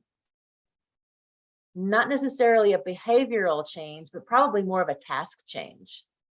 Usually it's not a behavior altering the duty or the task. If it is a behavioral challenge, then it's a one-on-one conversation after that procedure has occurred. And what was the behavior? So Janine, I'm not sure if that answers it, but there can't be an attachment to the outcome if there isn't a fully clarified behavioral change or duties or tasks that needs to be elevated because of patient care or client experience. And Rebecca, Sam says that that's right. I teach my vet tech students to not just bring problems to the table, but bring solutions too. Yes. And that's a psychological safety piece, right? So if I am sincere as a practice manager that I want my team to bring forth the problems to me, yes, and bring forth solutions as well. And we're either going to talk about that during a team meeting, we're going to talk about that as one-on-ones, we're going to talk about that in department settings, in personal feedback, in the moment. So absolutely. Hello, Sam. Absolutely.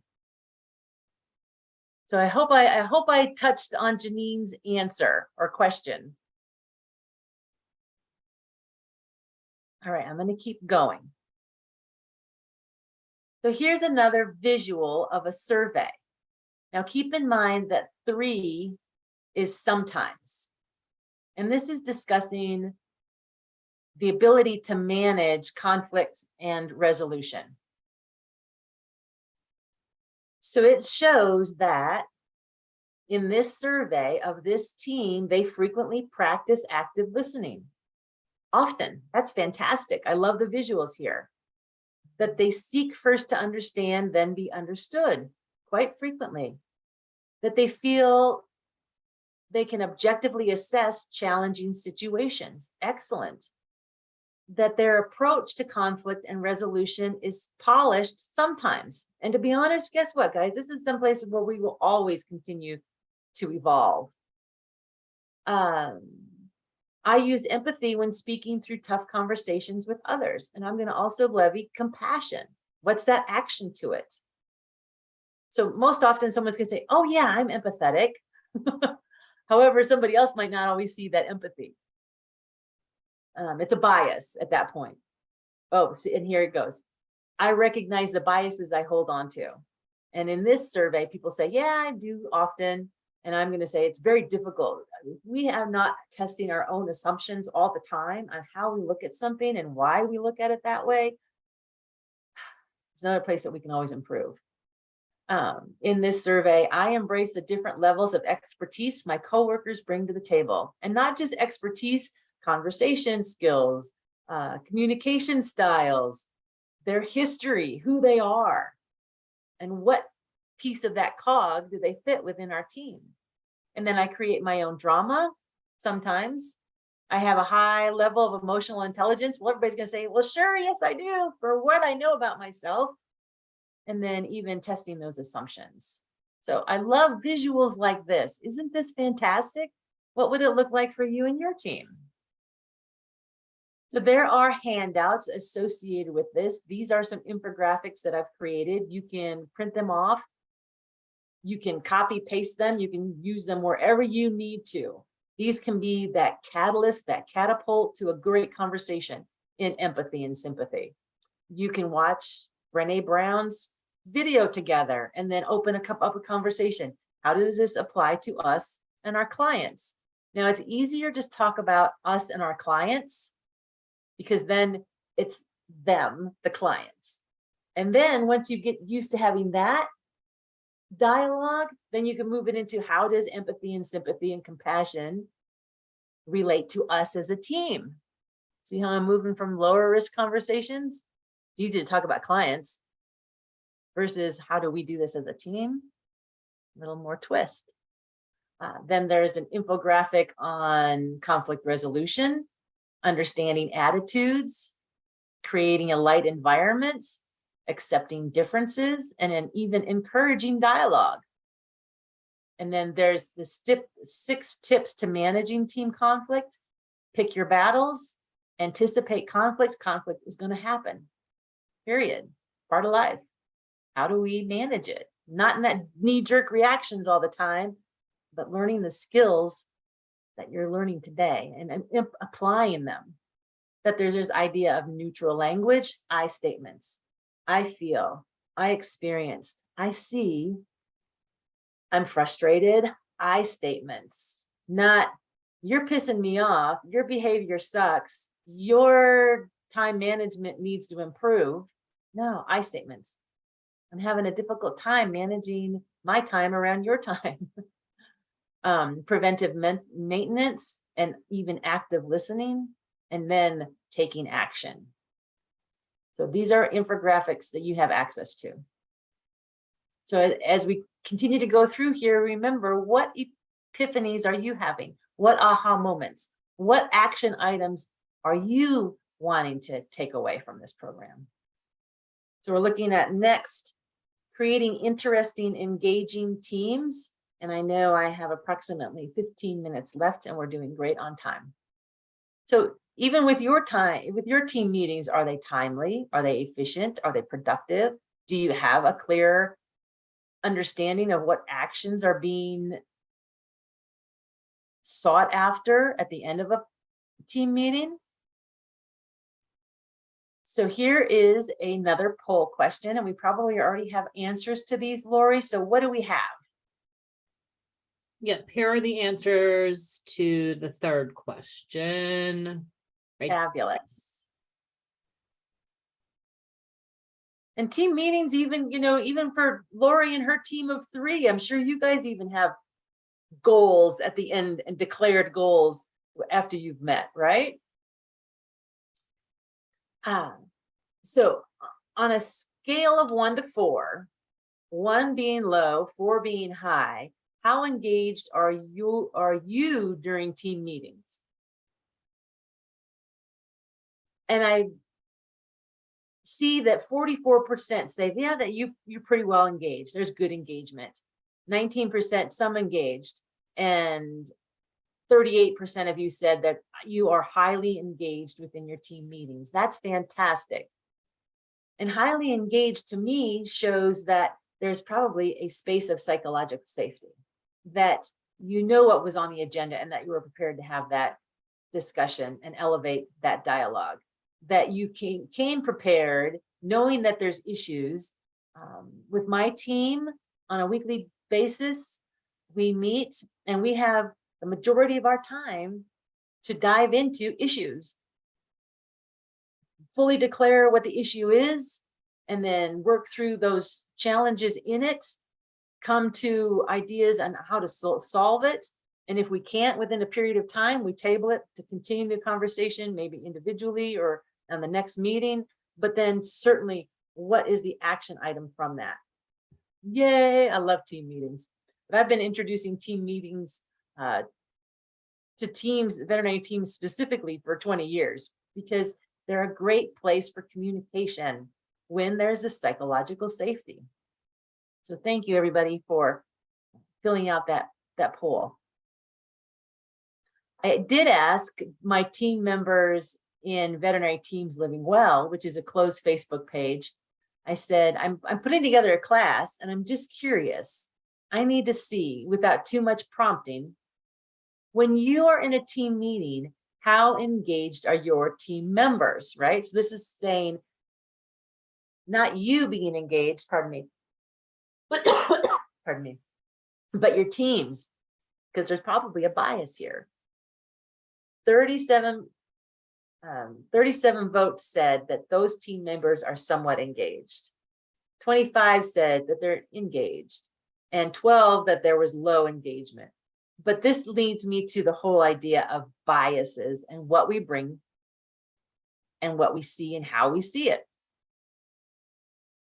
There's an article called 4 Ways to Minimize Crickets, because I do really feel that this is an important place for team members to lay out their concerns, look at the way that we are delivering patient care, client service, talk about how we're supporting each other as professionals, professionalism.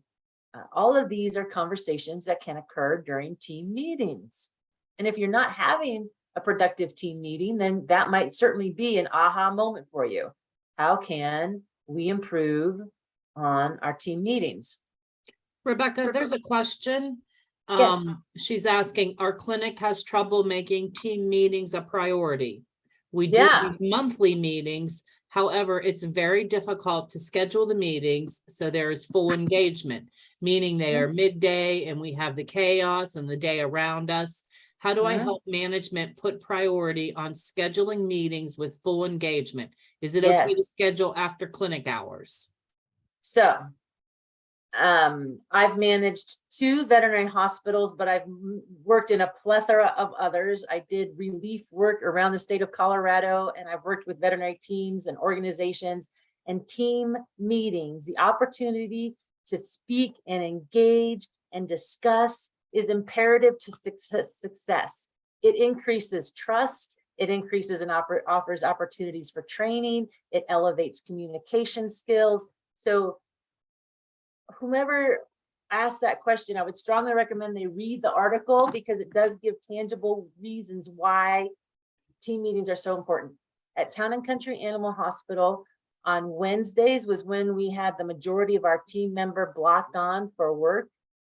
And our veterinary hospital was closed from 7 until 9. We didn't even open the doors until 9:30 on Wednesdays, because we knew on a weekly basis we needed that time together to do what we needed to do in projects, in communication, in team training. I do recommend that team meetings also have a scribe, have an agenda, that there are action items declared and clearly articulated at the end of that meeting. So I, as a coach and a consultant, know and understand the importance of team meetings. When you survey team members, they will say they want to have that time and space for all that we just talked about. And we need to create that space of psychological safety to express ourselves as well. Here's a good one though. Someone else put in the chat. Their problem is that the techs voice concerns in the tech meetings, but when we bring it up at team meetings, they get crickets. That's a good one. You do. Right. So are there other ways that you can bring those conversations, because the psychological safety is squashed? Boom. That's what's happening there. You're feeling you might get hurt. I might be placing the wrong words, but the response might, well, we've tried that before, we're not going to do it, which we will levy in how to exploit ideas in a few moments and a few slide decks. This is not uncommon, that when you have a smaller group of people, that they will discuss things. When I'm working with larger teams and I want engagement and we're going to have a hash out of issues and challenges, I will separate the team. And if there's people that are tied at the hip, I will make sure that they get into different smaller pods. But if you want engagement and asking for solutions, dividing into teams, smaller groups of 3 to 5 people will levy that. Other answers to possible solutions and what she's experiencing. When there's a challenge or an issue, finding something in veterinary medicine that supports the challenge and offers solutions can also help. As an example, like when I was talking with Dr. Schick and he said, no, I'm not going to give you time and a half. And I said, wasn't quite the answer I wanted. So I went out and found the solution and found the survey, found the data to support what it was I needed or wanted. That might help too. But it sounds like it's more of a psychological safety piece from what that woman is describing to me. And if it is a psychological safety piece, it's speaking with your managers. I have a hard time when we're in these bigger meetings to express myself. You see in my the department meetings, I can express myself, but man, the psychological safety is just not there. I don't feel psychologically supported. I don't feel I can speak my mind in this bigger setting. And it could be because of whom else is on the team. It's hard to say. I hope I gave some tools for success there. Since there is conversations in this, the tips here are: give the time for engaged team meetings, start with low risk conversations, create a safe place of engagement, and follow through is crucial. So those are the tips that are identified in this article. All right. So more on psychological safety. It's something that we really need to understand, be objective if we're getting it or not, and then helping to manage up to get it. So if psychological safety is treating others as they'd like to be treated, being heard, being given the time to express their needs, being given the time to work through and solve problems, just not, we've already tried that before in 3 years it failed. Well, now let's try it again. It's a new team. It's a new time. It's a new motive. Encourage curiosity. Ooh, anybody that's been in team meetings with me, it's like, ooh, tell me more. What do you think? How are we going to manage that? And then overcoming this artificial conflict or artificial harmony. So this is based in and developing and earning and extending more trust with our team. See how it's all connected? All connected. And also this illusion of perfection. Ooh, that's one reason why a lot of people, ooh, here's another thing. So if you are having a team meeting and you want to have a conversation about trust, or even a new protocol, or a new drug, or a new fill in the blank, a new test that you're going to be running through your blood chemistry machines, whatever that looks like, give them the materials to read it first, to sink into it, to digest it, because team members don't want to answer questions that they have not been fed already. We want to ruminate. We want to think about it before we regurgitate it. So that's that time piece. If you're going to have a low risk conversation on professionalism, Read an article together on professionalism. Prompt them with the questions you're going to question during the team meeting.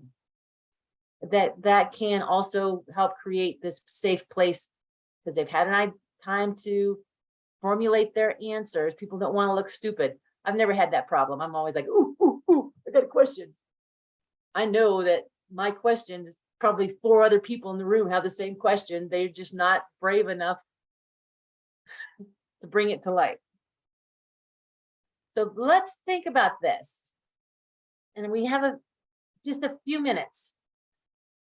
In the chat, tell me some things that you might consider a low risk or high risk conversation.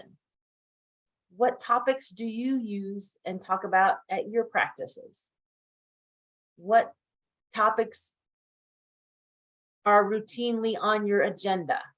So tell me high risk, low risk agenda items, topic items.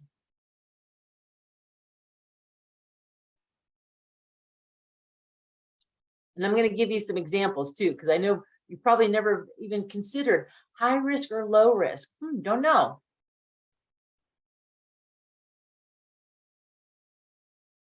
So we mentioned earlier that having trust, that could be a high risk conversation. If you already have a trusting team, maybe it's a lower risk conversation.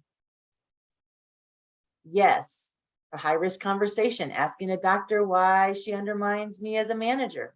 That's a higher risk conversation. Underutilization of RBT skills, which I think that's in law. So coming back to, yes, it can be a difficult conversation causing beads of sweat and a heartbeat racing.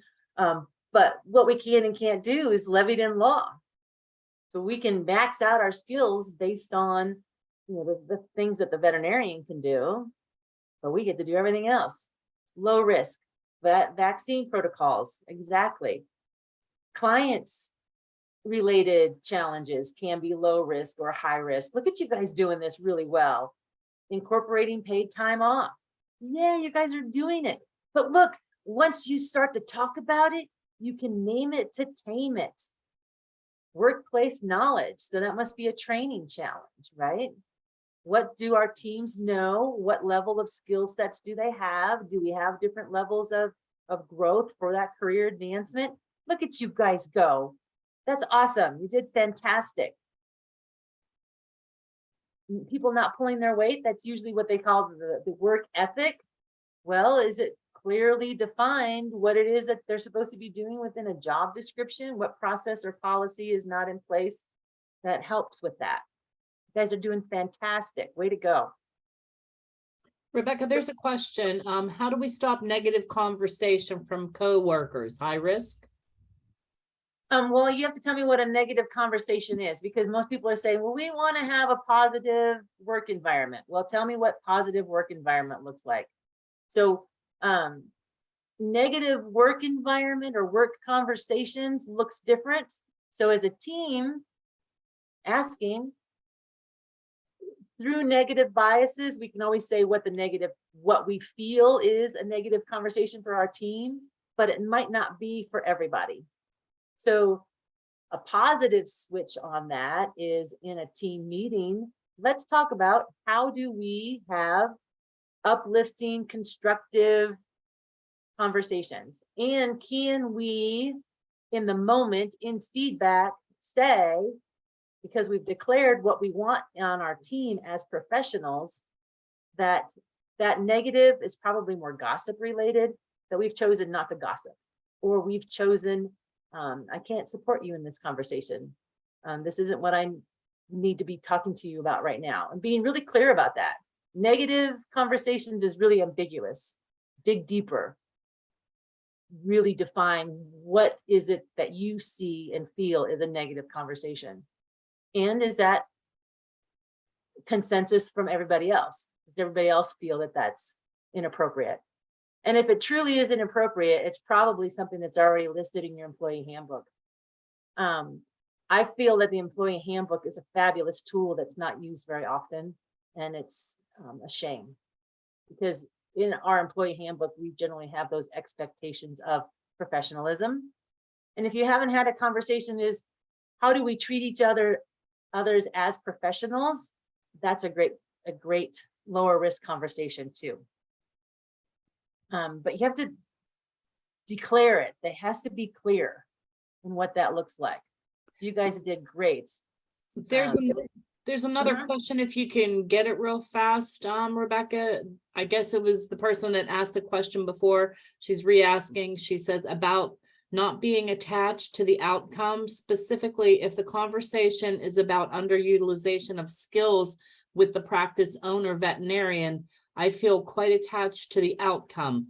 Are you suggesting that I not be attached, understanding his position, and then make a decision based on the data exchange during the conversation? Exactly.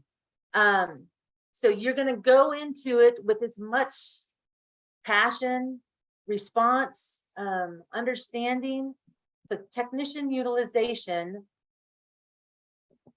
and how that comes back to patient care. So me as a veterinary technician being leveraged to the max within my scope of practice and within my formal training, how is this best for the patient? So when you're ready to have the conversation, knowing you just having the conversation is valuable. And once you have it, it's on them to act upon it. But being really clear as to, this is the data I want to give you. This is how I feel about this. This is how it would best levy patient care, client experience, my career satisfaction, and even the veterinary hospital. And once you give them all that information, they choose to do with it what they can. If they choose to ignore it and choose not to levy you, then you have another tough conversation on your lap. But if in that you gave it your all and you gave them the best, and you were very clear as to actions that could be taken in order for you to be levied the best, I guarantee you there's somebody else in another community, another veterinary hospital that would listen to you and elevate you.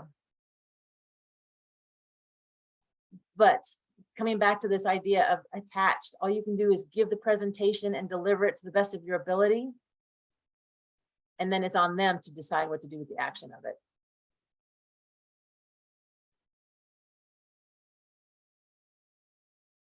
I wish we were in together where I could see your face and I could help you through this, because I know it's tormenting you. I can feel it. Utilization. The first time I was very well leveraged at Town and Country Animal Hospital. I just didn't know how well leveraged I was until I started working with team members across Colorado and throughout the United States. In 2001 is when I gave my first team tagged presentation on how to utilize veterinary technicians, and Dr. Jim Noon presented with me, and it was at the Ohio Veterinary Medical Association. So I know this has been a conversation that has had to occur and continues to occur and will be occurring for the next years as formally trained technicians come out of school, which is a travesty. But there are veterinary hospitals that will leverage us to the max in order for us to feel really satisfied in our careers. All right. So some of the things that I would see as high risk and low risk conversations include, and then we'll take a break, professional conduct, maybe a lower risk conversation, uniforms that we're going to wear, falsified records, getting to more of a higher risk conversation, risk of suicide, and how do we discuss that and show the data, and how do we decrease that within our team members. Embezzlement, definitely a high risk conversation. The Schedule 3 drug counts being off. These are an example of low risk and high risk conversations. And as you see here, conversation 2 can be team utilization, not just of technicians, but everyone. Because if I'm not being fully utilized to my full scope, my veterinarian's not reaching their fullest and highest potential either. All right. Well, with that, we need to take a break, Lori. And I know that people can, in the chats, tell me their aha moments, and I will gather that up for the next time we start. But I love the conversations. We've had some really good ones. I hope I've been helpful. Yeah, everyone, we'll be back at 1. So a little bit, we do apologize for going over, but I think it's needed for some really good information. We'll be back here at 1. And the intent to commitment is the next topic. So that's the 3rd topic. So grab that coffee, grab something to eat. You're good. Go to the ladies' room, men's room. We'll be back here at 1 o'clock.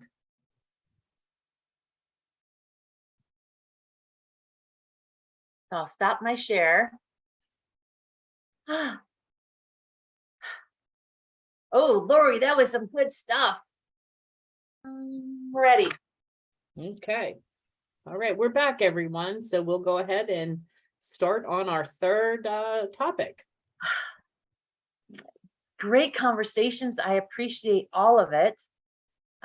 There was an aha moment that someone shared, and it was leaving the meeting with the specific action items everyone is aware of. Absolutely. Saying, we identified this as an issue or a challenge. We've come up with this as a possible solution. This is how we're going to move forward in bringing that to fruition. So that's why I think SMART goals are so important. We were talking earlier during the break about, here it is, effective team meetings and how to identify them. And in that, it talks about why even have team meetings. Someone was saying about how they don't prioritize them enough, that they are worth prioritizing, that there should be and can be ground rules in them. They need to be timely and effective. They need to be purposeful. People need to know and understand they're heard. Who attends the meetings, why, who gets cascading messages from meetings, what tools will you use, and then even SMART goals. We've identified this project. We're going to SMART it. We're going to make it specific. We're going to give it a title. We're going to make it measurable. We're going to have a beginning and an ending to it. We know who's going to be accountable and actionable to it. It's part of the SMART goal. We know when it gets done and when we're going to celebrate its success. So all of that's in that article as well. And when we finished with this, I will send Lori even more information. And I know everybody's like, I'm going to be inundated. Well, just take these at a piece at a time. If you came away with an aha moment for negotiating utilization, grab my leveraging to the max and how to negotiate articles. Embrace those tools, work through it, ask for somebody to help you negotiate, practice the negotiation and the plan before you do it. And back to Janine's question too, about not being attached to the outcome, but put forth your best presentation. Bring forth your needs and articulate it, and know that you are having a courageous conversation, that through that and on the other side of it, you will have learned about yourself, you will have learned about the situation, and you will have learned about the people that you're dealing with and what action they can or can't will or will not take. All good stuff. Oh my gosh. I'm so happy that we're having these conversations. Thank you so much. There is a question. Well, it's just someone would like the article for meetings. So I don't know if that's something, if you can send me the name of the article and the magazine and the issue, I can send that in the email. And what I'll do, folks, is I'll just send one email next week with all the information that Rebecca sends me. So I won't bombard you. Yes, exactly. And I will gather up all of these that are pertinent to your conversations in the chats. But know too, in your notes, at the end of each section, there is a list of usually 4 or 5 resources that are applicable to what we're talking about. Wonderful. All right, so now we're in the 3rd hour of 5, and this is, let me close this out. Sweet. Intent in commitment. And overcoming lack of commitment. And you're like, well, what does that mean? You guys are doing fantastic with your chats. Keep it up. So welcome back. Here we are. You taking these leaps of faith in what we're talking about, in trusting, in communicating, courageous conversations, and now committing. Committing to what? Committing to a purpose, to your values, to the vision for your career, to your health and well-being in that career, for creating a sustainable and healthy career in veterinary medicine. That's what we're here about. That's what we're here to do. The overarching theme of today's topics. So defining your personal values. I think you've heard quite a few of my own here so far. And you're going to see them too in a moment, because I defined them when my children were teenagers. I was reading books in personal development, books in team satisfaction. And I was compelled back then to write them out physically. And they have served me very, very well through all of this time. So you may think, Rebecca, that just sounds so cold. You may be saying to yourself, that feels so cold, so corporate to create your own value statement. Well, I have seen and experienced myself great power and support in knowing what an individual values personally and professionally. Consider these, the values, vision, and mission statement for yourself as guiding principles to help you prioritize, establish boundaries, and express your needs. Yep, your values, your vision, and your mission statement are that powerful. And I've helped many individuals and teams define these with great success. And you too can do this for yourself. So keep going with your aha moments. I want you to prioritize 3 walking away from this program in another few hours. So we've talked about absence of trust. We've talked about fear of conflict. Now we're talking about the dysfunction of fear of commitment. So on the other side of that is, what do you commit to? What makes you a purpose-driven individual and a purpose-driven team? So within this hour, we're going to talk about defining a purpose. What is the vision for the future? Why are these guiding principles important, and what are the benefits to them?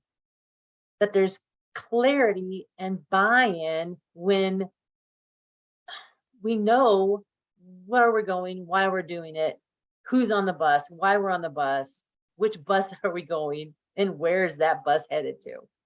And then how can you continue to move forward with this? But first, to clarify, values are what a person, a company, or even a team believes to be true of what they hold dear. These are the things that I value to myself. These are the things that I hold dear. You're going to see my list in a moment. A vision statement describes where the company or person wants a community or the world to be as a result of that company's or that person's service. And then a mission statement is the roadmap of how I get there personally, or how that company gets there. That's on a daily basis. That's an overarching view of values, vision, and mission. And when I work with teams, that's how we create them. First, we identify values. Then we identify the vision, personally, professionally, and as a team. Then we identify on a daily basis, what do we do to get there? All right. So I'm thinking about, this is a poll, Lori. I'm thinking about your veterinary hospital or organization's mission statement. Right? Do you know it? Your veterinary, or maybe you work in a school. Maybe you're an educator. Whatever organization you're in, within veterinary medicine or beyond, do you know what is that organization's mission statement? And then there's another question, and go ahead and answer that too, but we'll dive into it later. So I'm going to give you plenty of time. Do you know the mission statement? And then the other question in here that you can answer right now too is 8 tips to team success Which do you and your team hit the nail squarely on the head? As having a motivated team, aligned in purpose, career development might be a focus for you on your team, leveraging and utilization, client services, marketing teams expertise, performance reviews, competitive wages, or even we don't hit the nail on any of these. We don't hit the mark at all. That's okay too. Okay, they're both answered 100%. So we'll look at the first question, okay? Wow, yeah, look at them go. Kinda for this shared mission. Yes, you bet I know what the mission is and we live it, 33%. 44% was at, well, kinda. And then 22% says no, this is not uncommon. Regularly, routinely, I'll ask a team this, and even within team, within a workshop of 40 people, maybe 3 people can effectively, efficiently say what is the mission. Even for NAFTA, Lori, you might find this interesting, and others that are on this program too, because they may have been there. But some years ago in 2015 or 2016, we updated the mission of NAVTA, and it was to advocate for veterinary technicians and veterinary technology and veterinary nursing. And then a few years later, we twisted it and said, advocating for veterinary nursing and veterinary technology. Short, sweet, few words. That's what makes a mission on a daily basis so profound. When you know it, you can say it, you can believe it, you can articulate it, and you can live it. Very good. Thank you, Lori, for sharing that. So once again, I've reached out to my veterinary teams living well, and I asked this question, and it's pretty much what you showed me, similar statistics here. But what would your team say about your organization's mission? Do they know it? Chances are they don't. It's unfortunate, because this is how we feel. If we don't have a purpose, we don't know what our mission is. Even though you might say, that's enough, makes me dizzy. Even though you might say, we offer quality care, that's really big. That's really not helping us define on a daily basis, what do we do? What is our mission? What is our purpose? Who do we serve? How do we serve them? What is our vision as a team? And what do we value as a team? Well, I'm going to flip it to personal values, vision, and mission, because you have to know who you are and what you want in order for you to know what team you want to be on, which can be part of this process. So I did, when my children were in their teens, write my value statements and vision statements and mission statements. I value relationships. Anybody that knows me knows I very much relationship oriented. I value creativity, problem solving, nothing more better. Engagement. I love to have a sustainable career in life. I love to know that I'm a contributor in my personal and professional life, and that I am definitely driven by being courageous myself, and I like to see courage in other people. I like to embark courage if I can. I like to inspire, encourage others. This is my vision. It may not be so profound as maybe like Wayne Dwyer or the Dalai Lama or something like this, but this is mine, and it served me well. Remember, I wrote this when my children were teenagers, and now they're in their mid-30s. Be a physically fit, spiritually hip granny with time and resources for friends, family, and children. I passionately lead by example while assisting others to find their groove and fulfill their personal goals and aspirations. That's my vision.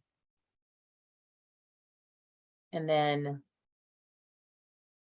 the mission is building healthy and sustainable lives and careers in veterinary medicine. Drives me every single day. Drives me with my own personal team on Lap of Love. I manage 4, but we're a team of 50. And this is me in a nutshell. So who are you in a nutshell? And I'm going to be giving you some resources to do this exercise on your own in the future. So drafting your own personal values, vision, and mission. When the, who was it? Some magazine, My Empowered Veterinary Team, I think it was before it became, it was bought by the NAVC. It was their magazine before their current magazine. But they asked me, those editors and writers asked me, Rebecca, what comes first, morale or culture? I was like, that's a great question. I don't know, but I'll find out. So I wrote an article on what comes first, morale or culture. What I learned is culture.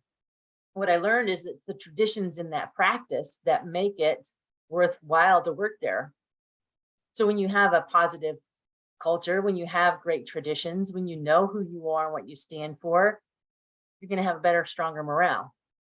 So same applies to you personally. When you know what you value, when you know you've got these guiding principles, these rudders that help choose where you want to go and what you want to do with your life, it's more gratifying. When you know what you want to say yes to, what you want to say no to, with grace and gratitude, you're given some really wonderful tools. So last night when I was putting all this together, I did create on my website the exercise for you to write your own personal values, vision, and mission. I've used it many times with others. So your values, this is just some ideas maybe that can spur you right now to rev up your creative juices. They include these words, but you can come up with your own too. So in particular, values, relationships, creativity, courage. Those are the ones I used in mine. Timely. Do you value being goal-oriented? Do you love to mark off that check-off list? Do you feel you're dedicated to your cause and your purpose? That you're compassionate, that you're respectful? What is it that you value? Do you value being a conscious person? Do you value being non-judgmental? Do you value being patient and caring?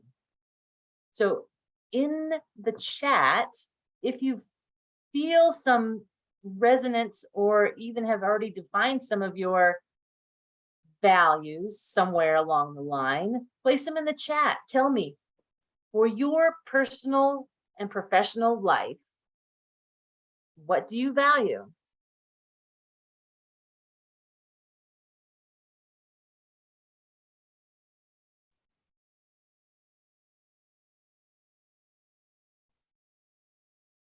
Oh,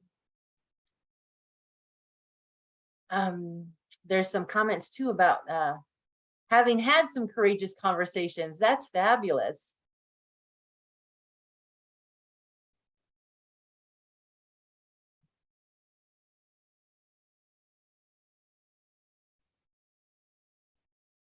Wonderful.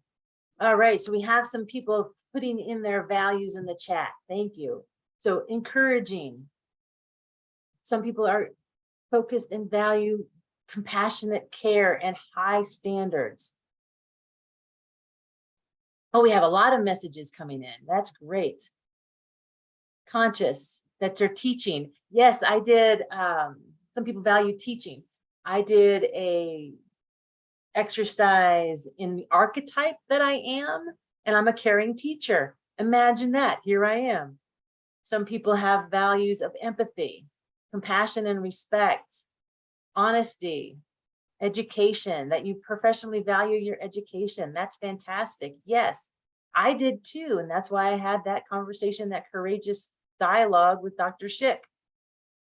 I understood I was valuable to the team, and I just wanted to be seen and felt valued in that way. So you guys are doing fantastic. Look, it's not that difficult.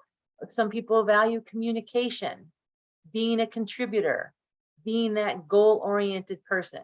Excellent. See, So on the website, I did create this exercise, and Lori, it will be included in the download next week that you give out. But it walks you through this. So when you get it, print it off, put pen to paper, and write these things out. And at the end, it even suggests that you let this sit and morph it for about 21 days. You might change. You might see and recognize that I too am goal oriented. I'm going to put that in there, but then solidify it after about 21 days. Solidify it. Let this be your guiding principle. So now I'm going to flip it to organizational culture, your team. What does this look like for a team? And if your team doesn't have this defined, they may somewhere, your manager and boss just don't use it as a wonderful tool. If these aren't defined, then that could be the aha moment. I want to help bring forth our values, vision, and mission. I want for us to be a purposeful team. And this is how this comes about. So things that a team may value. You're telling me from the chat, you actually do value procedures and processes and policies. Most of us do. We want to know this is how we do it. This is how we treat each other. This is how we show up to work here. And this is the level of excellence and the quality of care that we deliver here in our practice. Standards of care. This is what we value. We value communication, honesty, integrity, patient advocacy. We value continuing education. We value trust, almost always, and almost always respect. We value professional growth, career advancement, fairness. One of the things that an underlying toe, we just never know it to label it as fairness. We want to be treated fairly. We want respect. That almost always shows up.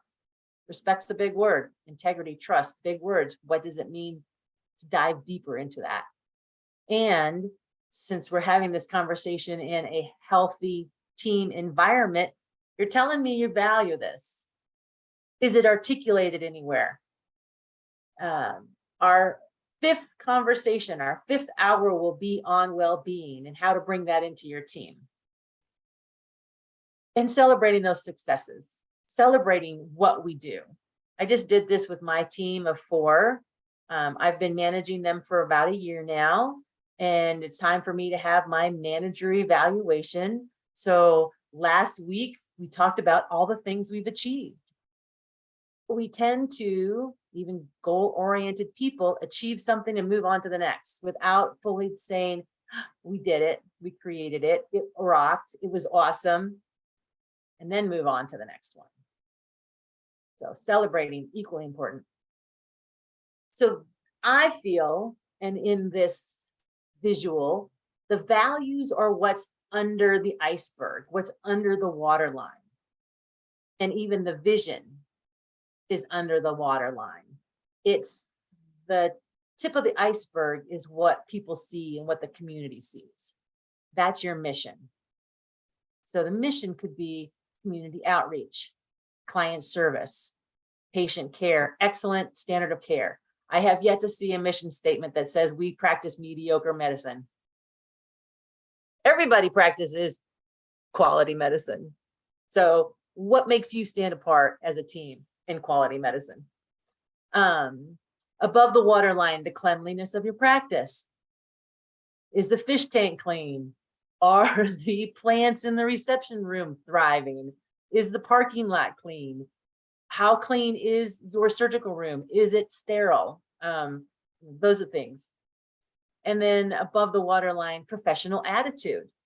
Your clients see that professional attitude or lack of it. So this is the visual I see in organizational culture. I also call these traditions. So if these are undefined in your practice, then a culture will be created by default. You always have a culture.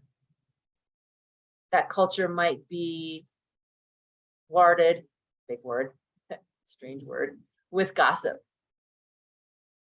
Inconsistent delivery of fairness, inconsistent delivery of performance reviews. It might be inconsistently delivering fill in the blank if it's undefined, which a lot of times it is. Or it's defined and never used as a tool. So some of the practices that I've worked with in the past, these are the things that they've come up with, that they value lasting relationships, compassionate care, individualized attention. They valued honesty, medical excellence, lifelong learning, and even ethical communication. One practice said, we strive to present and listen, to be present. We strive to be present and listen to our clients. We treat our clients with honesty and respect. We approach all problems with knowledge, expertise, and enthusiastic resourcefulness. That just made my heart sing when we came up with that one. They were like, we are resourceful. I'm like, hell yeah, you are. You guys rock being resourceful. And then the vision. Oops, pardon me. We're going to talk a little bit, I think, about vision in a moment here. Mission: to offer personalized veterinary care, meeting individual needs of the pet and the pet parent. Vision. So that can be a little strange because most people are like, well, we do what we do, but how can we improve, or where do we want to be? So vision can be very lofty. This is another article that supports what we're talking about. It was, I think, the third one in this series. How a clear mission can spur purpose. Another great article written in this way for team meetings, asking your team to read it and then have conversations in it. It actually encourages you to answer some questions. So this is already linked in your notes. But remember, this whole idea of purpose, you're like, what, huh? We offer quality medicine. Isn't that purpose enough? And I'm here to say it's not. We need more purpose. We need more values and vision and focus, and more than just quality medicine. It is a great driver, but it's not everything to us. So some team examples of purpose could be treating each patient and pet parent with dignity, treating each other with dignity, work alongside team members with integrity. Some team purpose could be being an integral and respected part of the local community. At Town and Country Animal Hospital, this was definitely part of ours, and this wasn't even something that we did. We just did it organically. I was a leader within 4-H, and I presented frequently with the 4-H teams on professionalism. And I remember working with Get Your Goats and Boots to Bridles 4-H Club.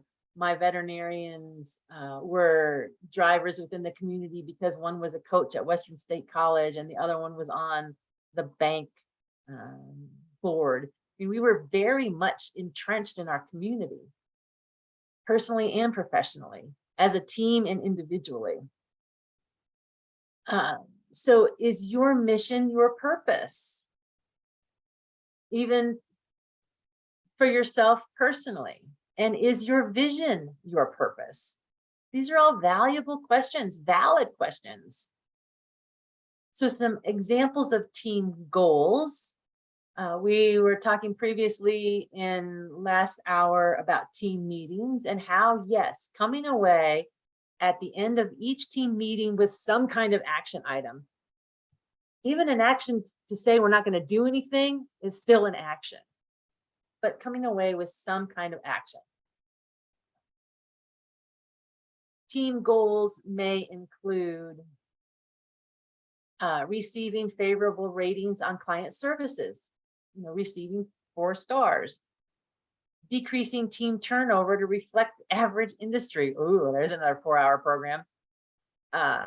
Other averages in other industries, although it is creeping up, is 15% turnover. What's your turnover within your practice?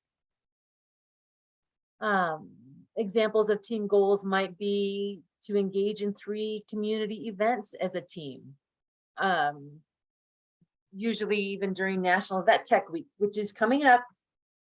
Reminder, National Vet Tech Week, great time to establish some purpose and goals around National Vet Tech Week. I lost my train of thought, but 3 events. Usually I can post something on my Facebook page or social sites and see how veterinary teams are engaging in outreach, like helping families build homes, like volunteering their time together as a team building that way.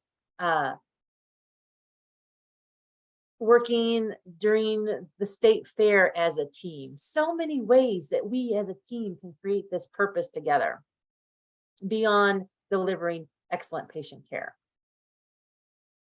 All right, and then another example could be debriefing traumatic team incidences with 24 hours, which is definitely a part of the dialogue in how a clear mission can spur purpose. So you might be thinking, wow, I had no idea as a team we could declare these things. Yes, declare it, write it, put it as an expectation, and bring it to fruition. Isn't that cool? And I'm sure there's other things that you can come up with as well. So here are those 8 practical tips for veterinary team success. Now this also levies personal success. You can see they're not separate. For us to have healthy, sustainable lives and careers within veterinary medicine, I call it a blending of the 2. It's not that we can't totally separate who we are from work and from play. Yes, there are times when that works, but most often it's more of a blend. I mentioned the fact that my bosses at Town and Country Animal Hospital understood my need and desire to teach and be in the community that way. When I spoke at Boots to Bridles and Get Your Goat and helped those young 4-H members understand kidding and what were the complications of kidding, I was still on the clock. Isn't that amazing? That's how wonderful my first 13 years at Town and Country Animal Hospital were. That's why I stayed there for so long. We had a really good understanding. I could have Dr. Schick conversations like Dr. Schick.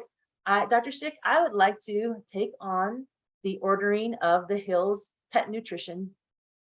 That took a while and I probably didn't get that the first go round, but eventually I did become that nutrition consultant person, not to the level of a nutrition specialist, but that was my role. I do remember he telling me, I walked in one day and said, Dr. Schick, I need to make another order. And he was like, you just ordered. I'm like, yeah, I just sold all of it. Aren't you excited? Look at how much money I just made you. And let's order more. Yeah, that's what I want you to feel comfortable and confident in doing. All right. So 8 practical tips for success. I do see there's a number of things going on in the chat. So let's take, yay, Vicky Nutrition. See?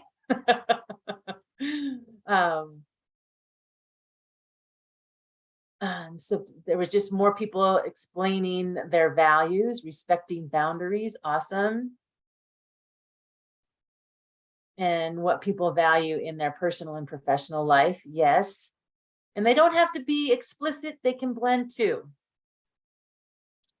And when you do know your personal values and vision and mission, it helps you find that culture crush, not a clash, which was an article. Hold on a second. Here it is. It was July 2018. Find a culture crush, not a culture clash. All right. Moving into this next one, 8 tips. All right. This is just what I think. You might find that there's others. I think that there can be motivated teams. I said earlier that I can't make a team member be motivated. It's true.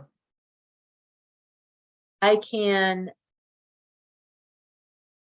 create moments and spaces for a motivated team. I can encourage, I can promote, I can support, I can help the team member want to be a part of a team. I can help them see that purpose. I can help them see how they fit into that purpose. And I can help them see with your unique skill set, history, and background, why you're the best fit. And then because of that, they become a motivated team. This is all in the blog that I wrote, which you can see here. So motivated team. Aligned in the purpose. Well, what is the purpose? Do we know it? Are we all rowing towards the same purpose? Or do we have some people going backwards, some people going to the right, some people going to the left? That can happen, but what, as a generality, where do we all focus our time and attention? Yes, it'll be quality medicine, and beyond that, what is our purpose? What are we doing in career development for everybody on our team? When I mean team, I mean assistants, kennel aides, technicians, nurses, practice managers, veterinarians, administrators. They all have opportunities for career growth.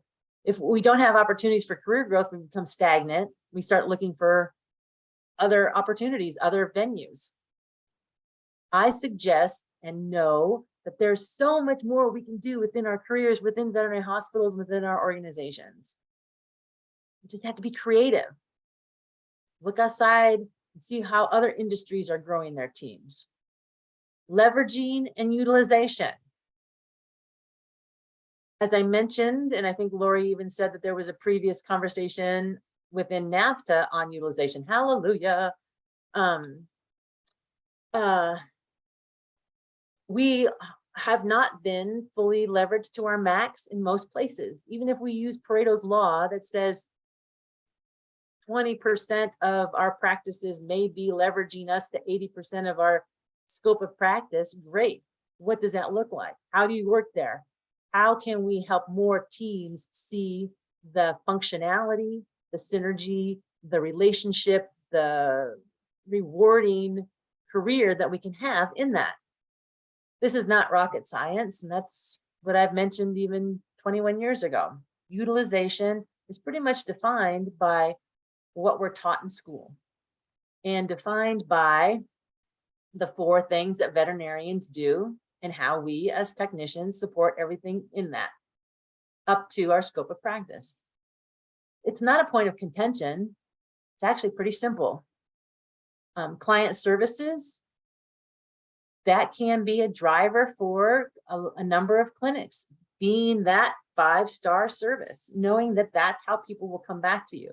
Because if you're offering crappy 4 or a 1-star, 2-star service, they probably won't be coming back. They have a lot of choices in how they want to be treated as clients. There's tips in marketing your team's expertise. That's a great way to show support and encourage and motivate within that team. Even delivering consistent performance reviews that do offer great feedback. But I'm the person that advocates for feedback in the moment, having a place of psychological safety where we know as a team how to give and receive feedback. And then even tips in veterinary success through competitive wages and even benefits. So in my blog, it gives a number of places where you can find that, like the Bureau of Labor Statistics. You can find out what wages look like. There's ways to grow everybody in the veterinary team. And I even refer back again to the 7 habits of highly effective people, having a plan, being able to visualize what you want from your plan and how knowing where your vision is for your career, how that helps you prioritize within your day, within your week, within your year, even what kind of continuing education you go to. So all of this is in a wonderful, sweet blog in your notes. All right. The next poll asks, what do you and your team do well? What do you squarely hit on the head of that nail? So 50% of you say you have a motivated team. Wow, that means they're supported, they're encouraged, they're driven by that purpose. That's fantastic. 44% of you say you have an aligned purpose. Yay, that's wonderful. 28% that there's career development. 39% are being well leveraged and utilized. Oh, so we have people that apparently when I created this, you could choose a lot, which is good. Client services, 39%. Marketing teams expertise. I know, I think we do a really lousy job of this, you guys. I think as a general managing prowess, we don't do this very well at all. We all have amazing skills that we could be exploiting and letting our clients know how wonderful we are in the skills that we have, the services we provide, the medicine we deliver. And then even 22% that said that you have performance reviews, good. 39% of you said you had good competitive wages, wonderful. And then 11% said we don't hit any nails on the head at all. That's okay. That's all right. But look at the visual. I don't know that you guys get to see the visual, but that's pretty cool. So what you're telling me here is that your teams are doing pretty well. Good deal. And if you haven't had like these kinds of surveys to see these visuals, you might find these helpful. I personally, as you can tell, like surveys, like the visuals. All right. So what about that vision for the future? What does that look like? The vision for the future in this organizational culture, or even for you, for your career. I suggest that we create a healthy team and healthy environment. Thus, the reason why we're having this conversation through trust, courageous conversations, commitment, accountability, and then even measuring and obtaining it, we're going to help create this healthy environment. We know which boat we're in and where we're rowing. We're purposeful. We're able to create this space of psychological safety. We're able to, regardless of the team meeting or whom we're with, describe what's not working. There's no harm in that. And definitely describe how to find solutions to it. We generally, as a team, are problem solvers. When we hire people, it's usually an aspect that we hire for: problem solving, critical thinking. So let's continue to embrace those traits moving forward. So this is a quote from Brian Tracy, and it's developing a vision for the future. He says, "It is the vision of the future possibilities of what can be that arouses emotion and motivates people to give of their best. The most powerful vision is always qualitative, aimed at and described in terms of values and mission, rather than quantitative, described in terms of money. Of course, money is important, but the decision and commitment to be the best in the business is far more exciting." So what is your vision? Vision personally? Remember, mine was to be physically fit, spiritually hip, and having the resources to be able to spend time with grandchildren. And guess what? That's exactly where I'm at. Last month, I visited my granddaughters in Tennessee, and I visited my grandson in Durango. I think I've hit my vision, and I'm just going to have to make it longer. Now I'm going to have to be a physically fit, spiritually hip great grandma. That gives me some more years. All right. I think if we don't describe this vision, this is where we are.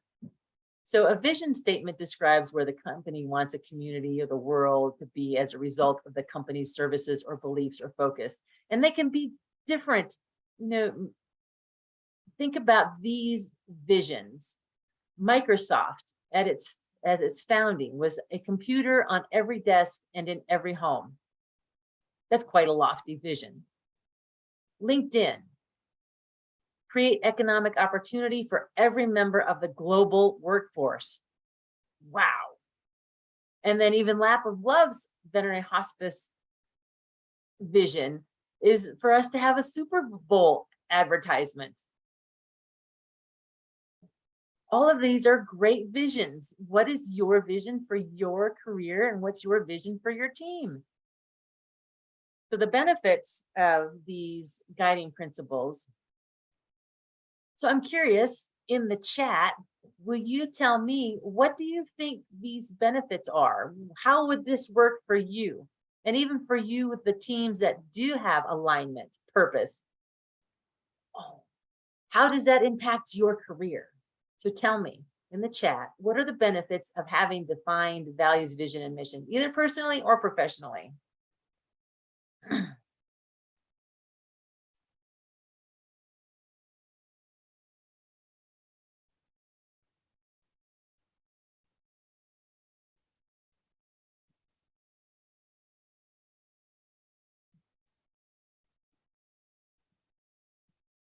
Aha, we've got some rolling in. Wonderful. Authenticity, giving of yourself and even contributing to those team goals, getting everyone on the same page, which I see all the time. When I'm working with teams, they all want to be on the same page. Great. Having a purpose, being very clear, having them written out, being brought forth during daily conversations. You know, I've even been with teams that at the beginning of the day, they look at their values and they talk about one value. How today are we going to bring that one value into our day? These guiding principles can create cohesive teams. It can definitely level transparency. Most definitely, Karen, that's absolutely right. And optimizing efficiencies. Yes, we all want to be efficient. Well, not all of us. If we understand what efficiency looks like, and that's been clearly defined to us, we can do it.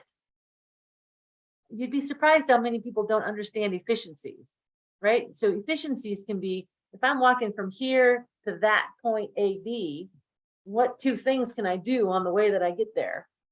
That's efficient. When values are clear, decisions are easier. Yes. And that's how, Lori, so that's even why I use the questions in how is this best for the pet? How is this best for client service? How is this best for my team, whether it's personally and professionally or as a team? And then how is it best for the practice? It helps certainly with clear decisions. Absolutely. It can help to define that greater work-life balance, that blend, and even wanting to go to work. Yeah, yes. Every day, mixed animal practice, I was eager to go to work. I just needed some more teeth in association management, career development. What else can we do with our lives? And then moving out of Gunnison was a big deal too. Moving into a larger urban setting offered so many more opportunities for me. Great. You guys are doing a fantastic job. Thank you.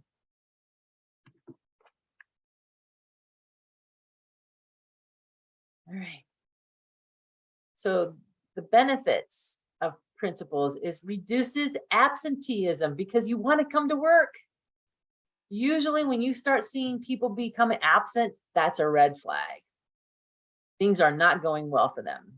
That's at the time for a practice manager or team lead or a boss to say, how can I help you? What's going on? Open-ended questions. What do you need from me? Benefits in the guiding principles keeps the culture healthy, productive, and open to change. That vision. And I suggest after a global pandemic, all veterinary teams evaluate their values, vision, and mission. They may still fit. Chances are there needs to be some tweaks to them.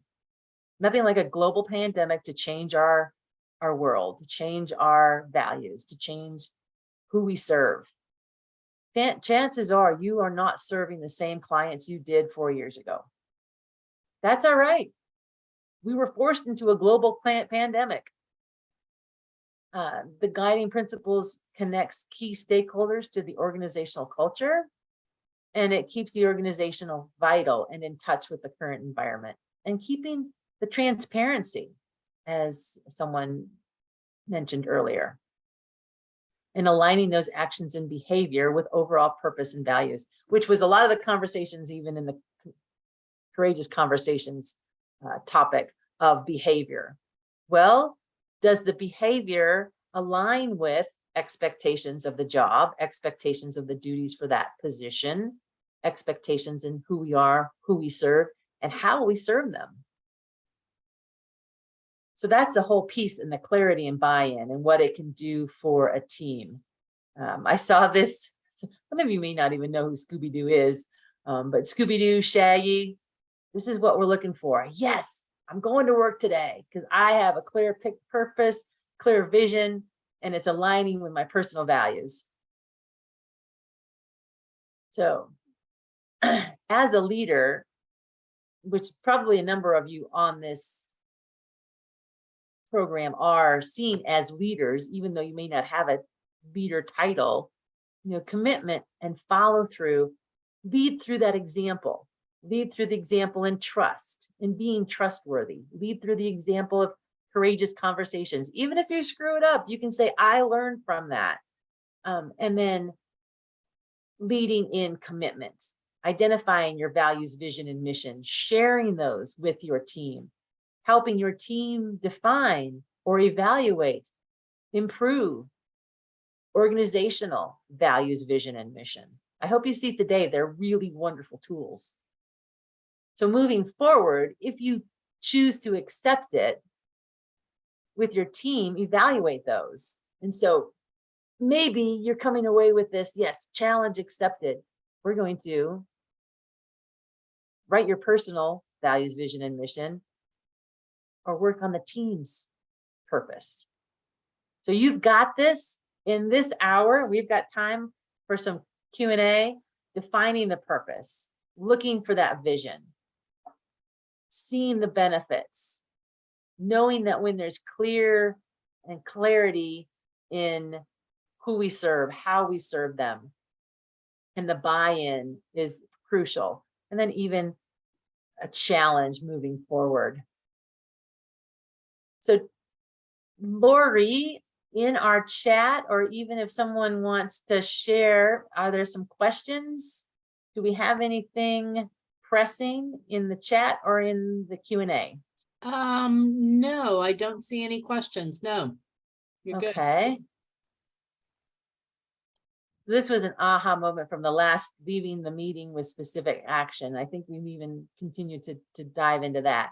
So if anyone in the chat has an aha moment, something they want to read or move forward with, or a question, what about setting what some people consider unrealistic or unachievable goals? Yes. In the article, Self-Sabotaging Habits, I'm looking for it. Hold on. Aha, here we go. It's true. There's many times, even in a job description, if your job description hasn't been evaluated in the last 3 years, I strongly recommend you look at your job description, because chances are you have grown personally and professionally, that job description no longer fits you.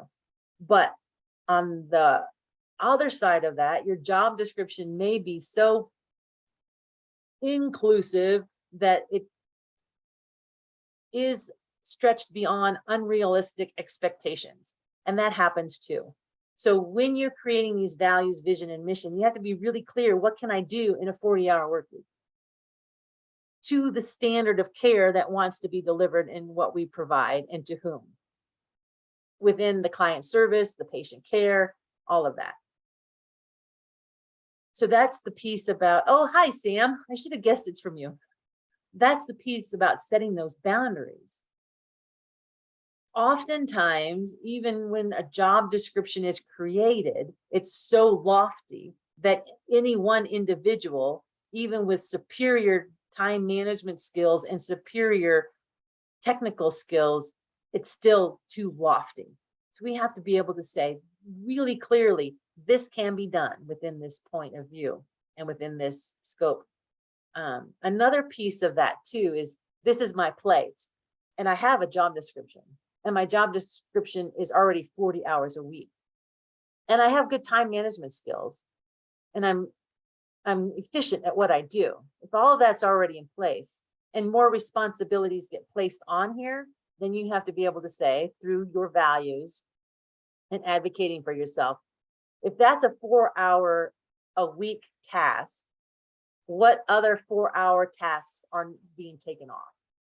Because you just realistically can't do all of it. You can delegate, and that's another part of that. What on my plate can be delegated to somebody else so that all of this can shift? Ha. Yes, Sam. But in a 40-hour work week, what can we really truly do? Being efficient and offering really good time management skills. Anything else popping up? Now's the time. Aha moments, questions, comments. Anything else? All right. Let's see here. So we have talked about the 3.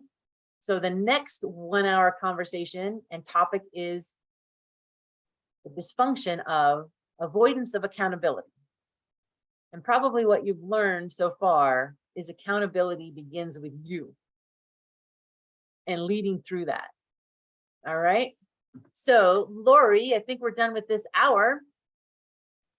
Okay. Well, everybody, get a quick break. We'll be back here at 2:30.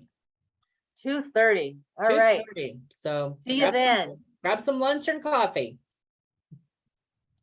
Stop my share. Do this and do this.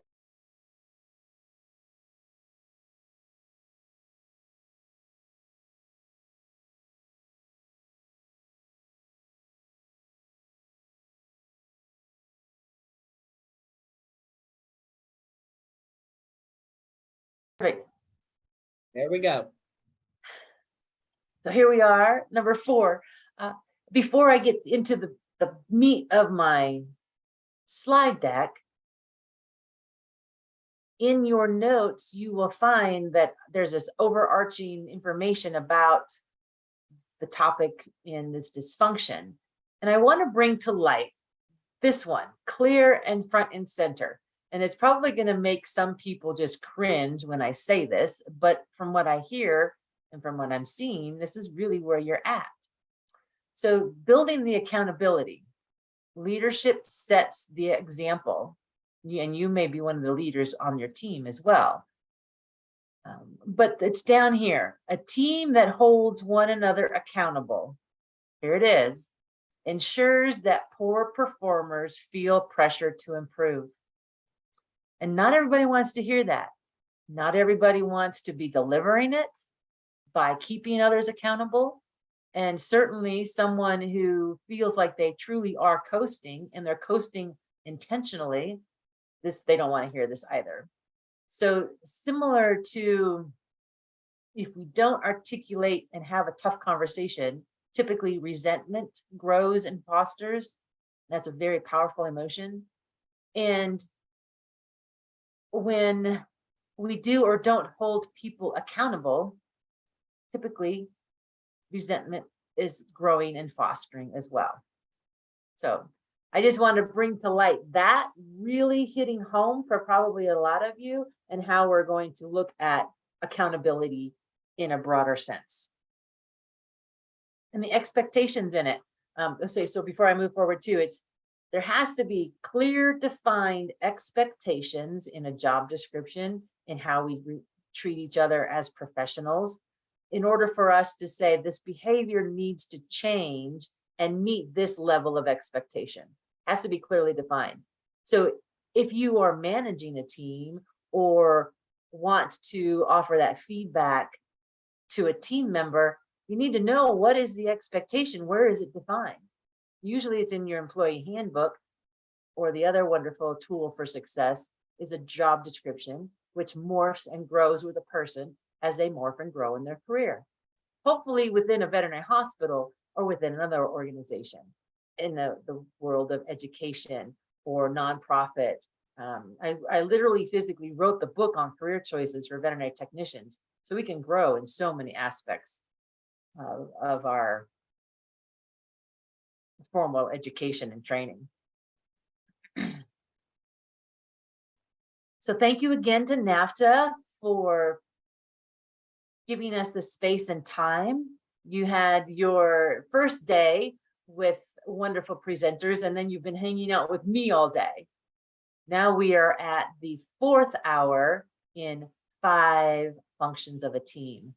Now the 4th hour focuses on building accountability and how leadership sets the example, whether it's in clear expectations, leading through example, being and exemplifying all that can be within our careers. And sometimes our leaders do it well, and sometimes they don't do it so well. So we're halfway through, folks. You're on the downhill side. So look at this. Hello, I'm accountable. Is that you? Probably more often than not. Yeah, if you're here, you probably are pretty accountable. So this is our first poll, Lori, and it asks, and I know there's probably a couple of polls, so go ahead and everybody can answer these polls and we'll populate as they come up. But the first question is, what percentage of your team demonstrates a high level of accountability? A very few of them, 25%, 50%, 70%, or nobody is as accountable as me. And then there's another poll too, and you can answer that as well. Of the 7 habits listed below, which do you have a handle on that you feel accomplished with? But first, what percentage of your team demonstrates a high level of accountability? Not a loaded question, although you might think it is.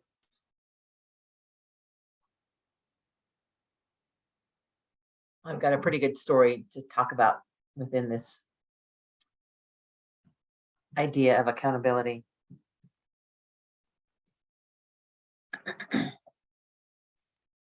Okay, looks like everyone answered it. I'll share the results.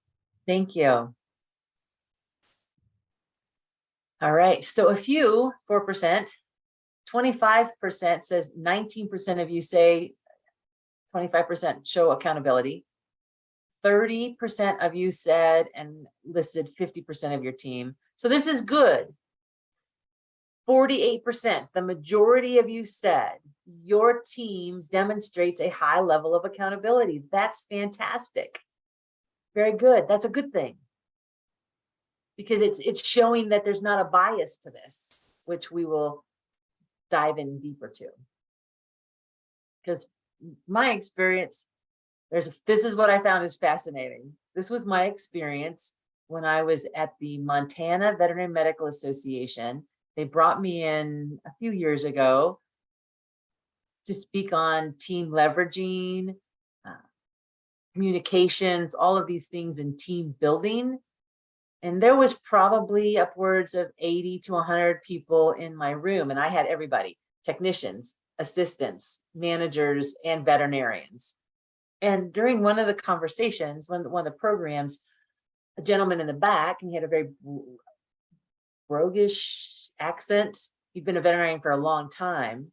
He started us down this path unexpectedly of accountability. And I was like, this is fascinating. Oh my gosh, let's talk about this. So I asked spontaneously, through a show of hands, how many of you would like for your coworkers to be more accountable? And lo and behold, every hand in the room went up. I was like, and now remember, this is spontaneous. I had no idea this is where we were going to go with this dialogue. Like, that's fascinating. How many of you hold yourself to a high level of accountability? And again, everybody's hand in the room went up. I was like, wow. And so this is when I learned about, and Josh Vaisman is the one that he and I really got to have a great lunch date over. We started talking about cognitive biases. I had no idea this is what they were, what it looked like. And that was just the tip of the iceberg in me learning about biases. We talk about them all the time. I'm biased to this, I'm biased to that, but we don't give any thought to why. Where did that come from? How far back does this stem in my life? And is it serve me still? Most importantly, does that bias serve me? So thus began my whole research in biases. But continuing down this idea of beginning with the end in mind, someone wrote in the last aha moment that she was going to read a book on how to better manage. I think that's terrific. And how she wanted not just to be a boss, but a coach. That is a great goal. Because coaching is what we're discussing here. Coaching is helping people in moments of self-awareness. You don't dictate where they're going, kind of like the whole idea too of the outcomes piece, but you help people by giving them resources, and then they get to choose where and when and how they want to grow that way. Most often coaching is open-ended questions and what do you need from me? And here are some resources to help you further define what it is you want to do and where you want to go. So that's terrific. I am a certified career coach. There's coaches in life coaching, work coaching, and yes, you as a veterinary professional can become a coach even on your team. That's perfect. Absolutely perfect. Now we're into the topic of avoidance of accountability. And remember that little blurb that I said before about how when we start holding people accountable, that those poor performers will either one, step up to the plate and swing, or they won't. And they'll realize that they're not really serving the purpose and serving and aligning with values and quality of care that you want to deliver. Plus, how are these expectations clearly defined? So let's define leaders and some of the traits of a leader. Let's define being accountable, and then look at cognitive biases, and then personally being accountable. I was listening to Michael Jackson's Man in the Mirror, and that's when I realized, oh my gosh, that whole song is based upon basically, if you want to see change, begin with the person in the mirror. Because when we point the fingers outside, even when I first began my journey in association management, and I was working with veterinary technicians and teams 21, 22 years ago, at the time, it was always pointing the finger at those veterinarians, not utilizing, and was still pointing the finger at veterinarians. But I was like, no, guys, let's step back. Let's step back and look at ourselves and accountability, and how do we educate in who we are in our formal training, and how do managers and vision and leaders within our community work and look at utilization. Because again, we want to point our fingers at somebody outside of ourselves. And I like to say, well, let's first look inwardly. What can we do and what action can we make inwardly first? Not the easiest place to look sometimes. So in the chat, what are characteristics or traits of leaders? Who in your life is a leader? They can be within the veterinary community or beyond. They can be within your family, within your community, physically. But what are those traits? Rarely do we really pinpoint the traits of a leader. We just assume that we know who they are, what they do,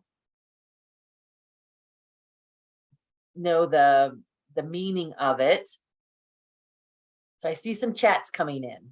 Wonderful.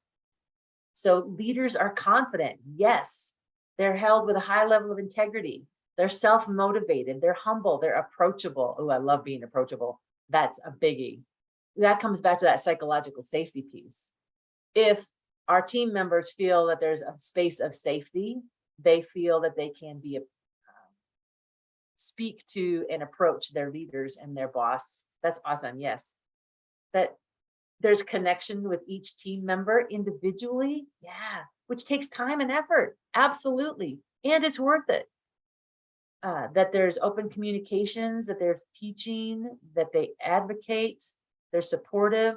Look at how you guys can just roll this out. Ooh, non-judgmental. Absolutely. That's a tough place for all of us to be.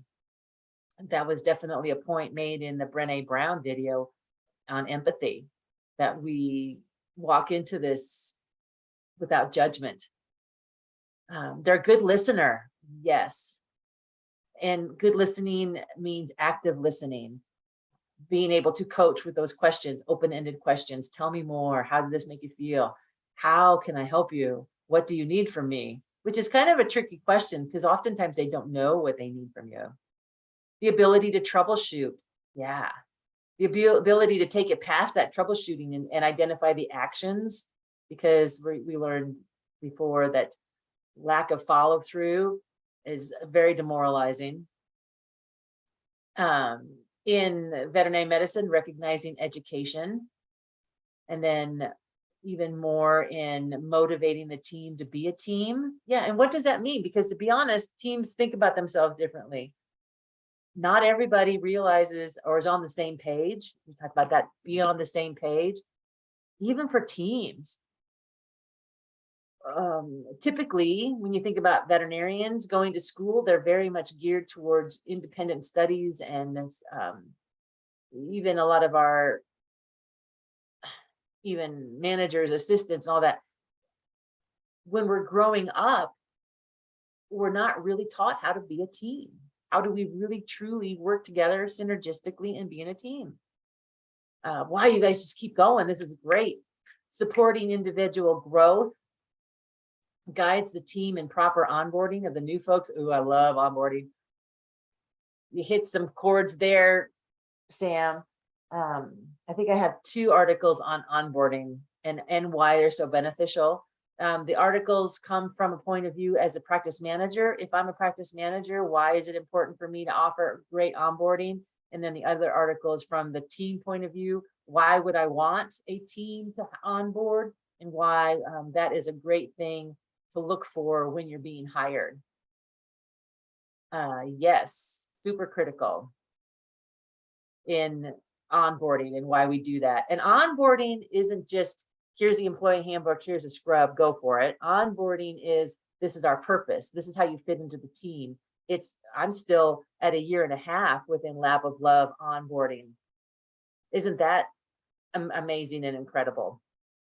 Finding that team that does the training, does the support, does onboarding as grooming and educating and helping us see how we fit on this team. Great stuff. Everybody did fantastic. Way to go. So I've also got a list here. This list is from John C. Maxwell. He said, as a leader is one who knows the way, goes the way, and shows the way. So here are some lists too of qualities of a leader. And it's 15 qualities. So there's honesty and integrity. You've hit that one even in the conversation of trust. Confidence, not cocky, confidence. My skills are honed. I'm good at it. I know that I'm efficient. I know I'm proficient. I'm competent. That's confidence. There's a great book called The Confidence Code, and it talks about how as women, which the majority of us are now within veterinary medicine as technicians and veterinarians, that we in our DNA have to overcome lack of confidence. Fascinating book because it talks about the science as well. I could not put the book down. it's called the Code of Confidence. That a leader inspires others, mostly because we want everybody to succeed genuinely and in our heart, very authentically. There's a commitment and passion to their own personal and professional growth and the growth of others. And again, it's sincere, that they're a good communicator. And communicating is a two-way street, stopping and listening, offering feedback, reflective, and did I hear you right? All great components to being a good communicator. A lot of what we talked about in Courageous Conversations is about the communicating, obviously. And then decision-making capabilities, that they do it. They're quick to look at a problem and help with the guidance of the others on the team, say, this is how we might be able to find a solution, and then work towards it instead of hemming and hawing and dragging your feet, but taking action in solutions. And I see there's a chat, so let's see what's going on the chat. A lack of confidence in our DNA or from society. So Sarah, it's a lack of, in our DNA, we're born as women with less confidence than a man. It's in our DNA. That's why it's so fascinating.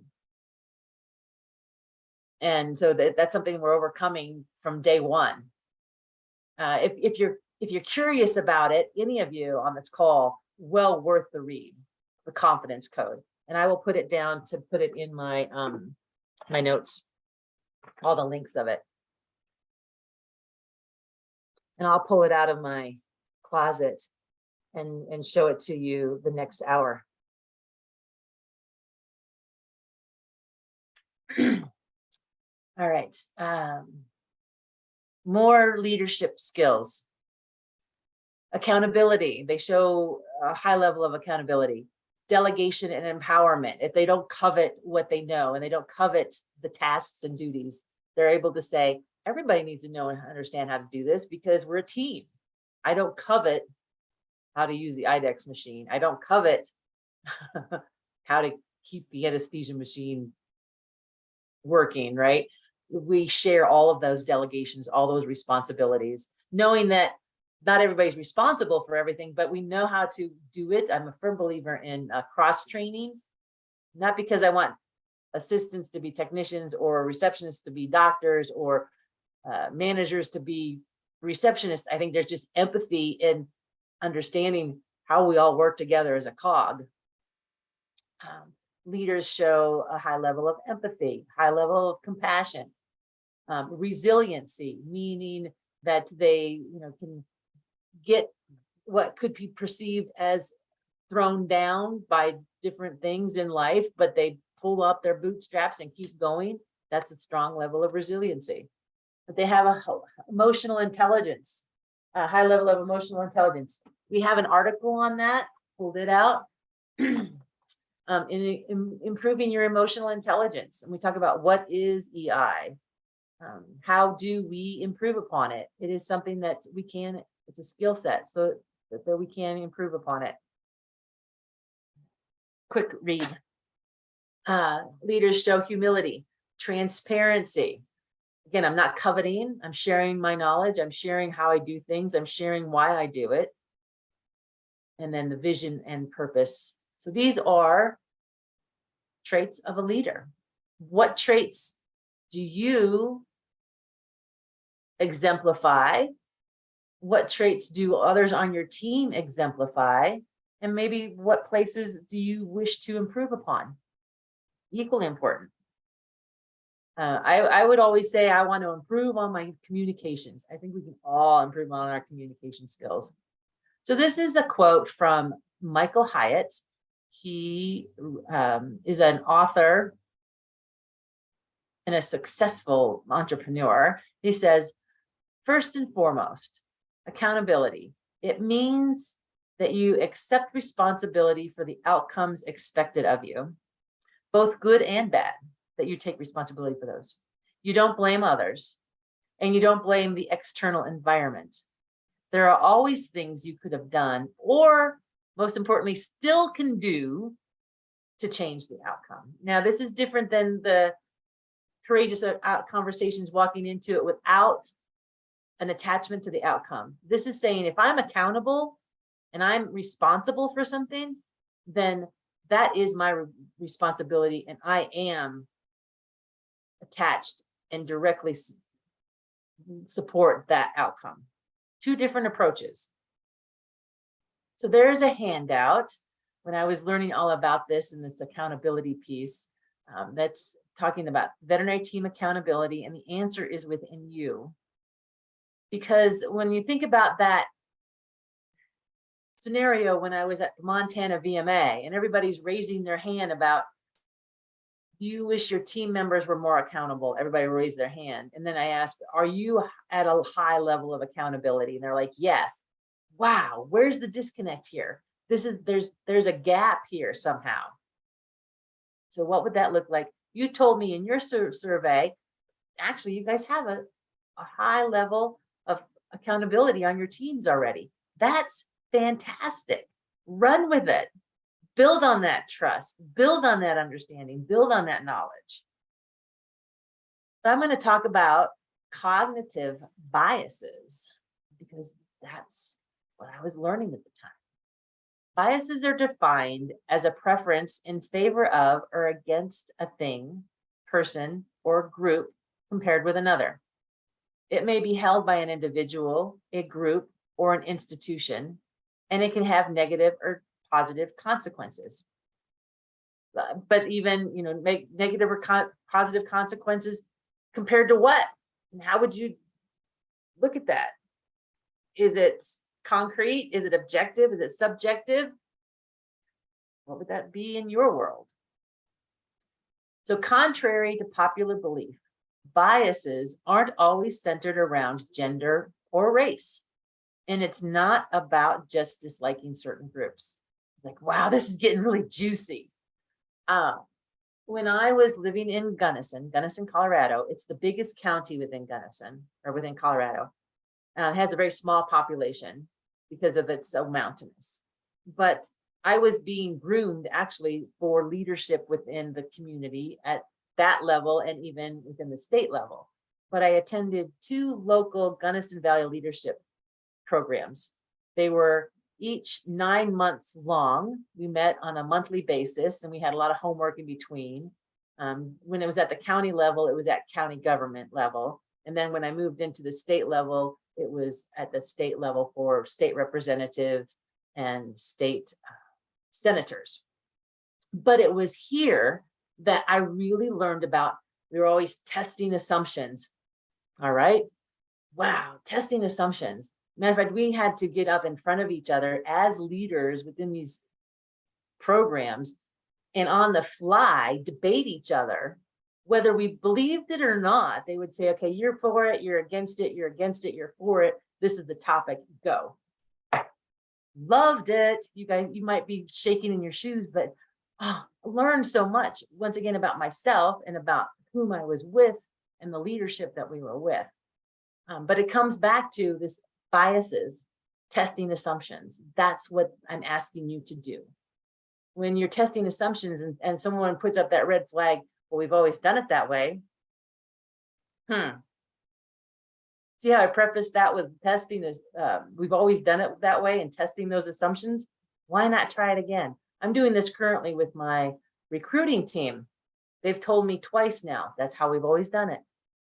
I'm getting closer because of persistence and looking at it from a different point of view and understanding why they're digging in their heels and why that's true. And in the near future, we're going to have a different approach to our recruitment. I guarantee it. I'm not taking it personally at all. I'm just taking it on as a challenge, testing that assumption, helping them see there might be a better way. So when we look at biases, the reason why it's created is that we are bombarded with umpteen, truly like millions of information, sound bites, advertisements. All of this is coming into us every day. So it's through biases that we filter it out, that we can do it fast and rapidly. But because of that, it's not always accurate. It doesn't always serve us. It may have served us 10 years ago when these biases were set in our brain, but they may not serve us now, the current version of us or the current version of our team. So the brain creates these shortcuts and uses the past knowledge to make assumptions in order to make decisions in a reasonable amount of time. That's what biases are based on. So identifying these biases can be kind of tricky, and recognizing how they impact our decisions and saying, wait a minute, that was something that I probably decided. Think about this and how your family does things, and how my husband and I just talked about this the other day. This is an easy example, all right? It's really bringing this simplistic. I got a boiling pot of water, and I take my spaghetti and I break my spaghetti and I put my spaghetti in the boiling water. My husband freaks out. His mother never, ever broke the spaghetti. And why did I break the spaghetti? Because my mom broke the spaghetti. Anyway, that is a family tradition, which can also be considered some of the things that we learn from our families as being biases. I know that seems really simple, but it makes my point. So in order for us to change these behaviors that are based on past experiences, we have to look at specific biases, not just for ourselves, but even as a team, as a community, as an organization. So there are, and I don't know where they come up with this number, there's over 180 biases that mess with how we process data and think critically and even perceive reality. I began to find this fascinating. I hope you do too. So a cognitive bias is a systematic error in thinking that impacts one's choices and judgments. These biases influence our perception of the world and even can lead us to poor decision making. Now, I'm going to throw in the conversation that we're leaning into a political year. Oh boy, do those people focus on our biases. Boy, oh boy, did that so very clear and evident to me now that I understand how biases work. So some of the biases in this one article shows that there's a blind spot bias. And in my article, hold on, I have an article on this too. It was probably the most difficult article I wrote because it really stretched me.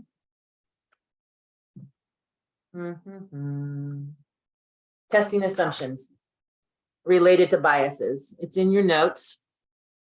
But I looked at this and how I chose some that are specific to veterinary teams and how they can really make it difficult for us as a team to function through these biases.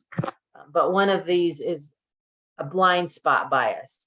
Failing to recognize your own cognitive biases is a bias in and of itself. People notice cognitive and motivational biases much more in others than themselves. And that's specifically an example of the accountability. I'm accountable. I want my team to be more accountable. Interesting, huh? The next one is salience.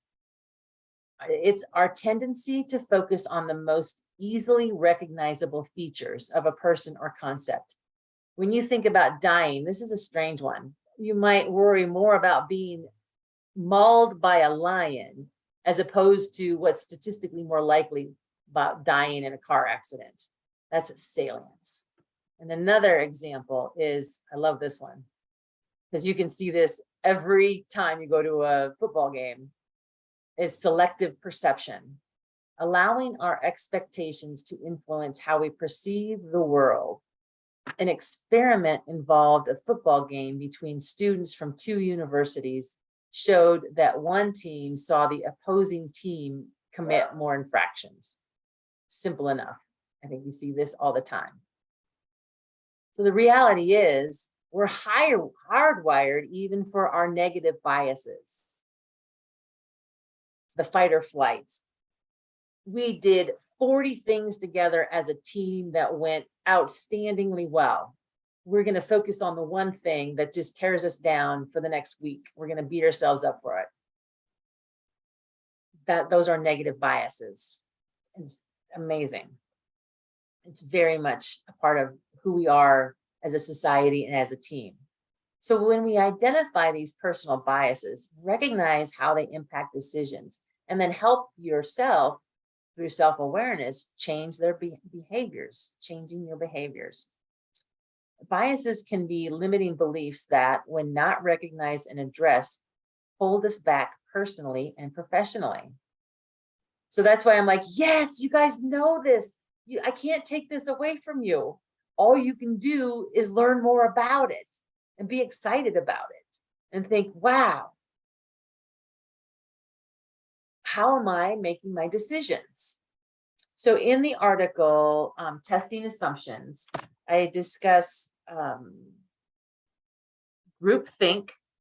We talk about the spotlight effect, even the gender bias, and a confirmation bias. I'm not going to tell you them. I want you to read more about this.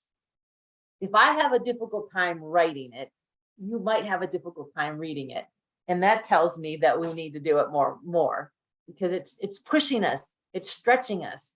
And I want us all to succeed and be more self-aware.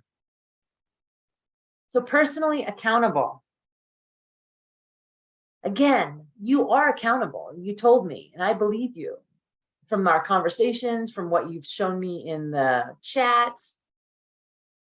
And that's good.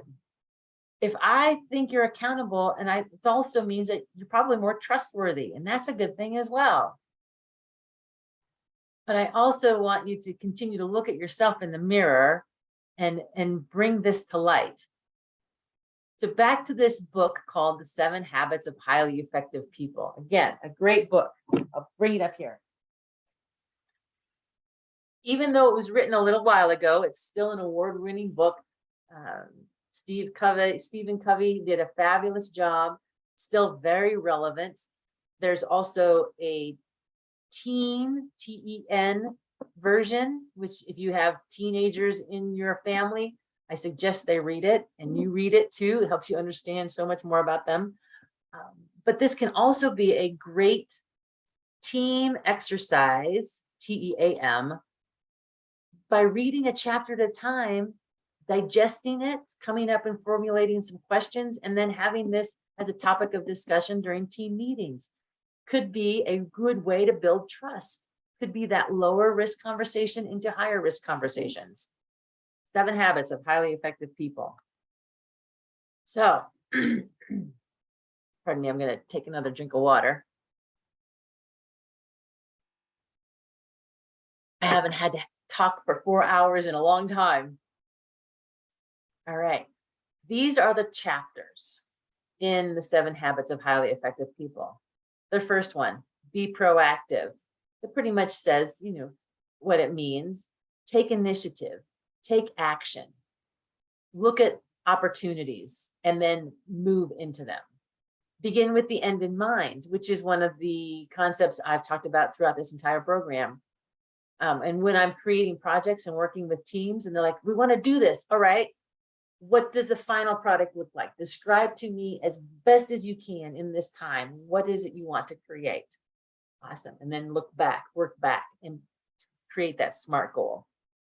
Put first things first. Talks about prioritizing, using those guiding principles, your personal values, vision, and mission, your team's purpose, values, vision, and mission, and using those as rudders and putting first things first, prioritizing.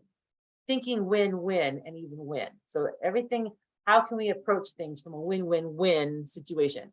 If it's just a win-win, doesn't work on all cylinders. This is where I use, how is this best for the pet, patients that we see, the client service or the pet, the medical service we provide. How is this best for the client experience? How is this best for individual teams and the team as a whole, and then how is it best for the practice. If you hit on all those cylinders, you've got a win-win-win situation. Go with it, move it.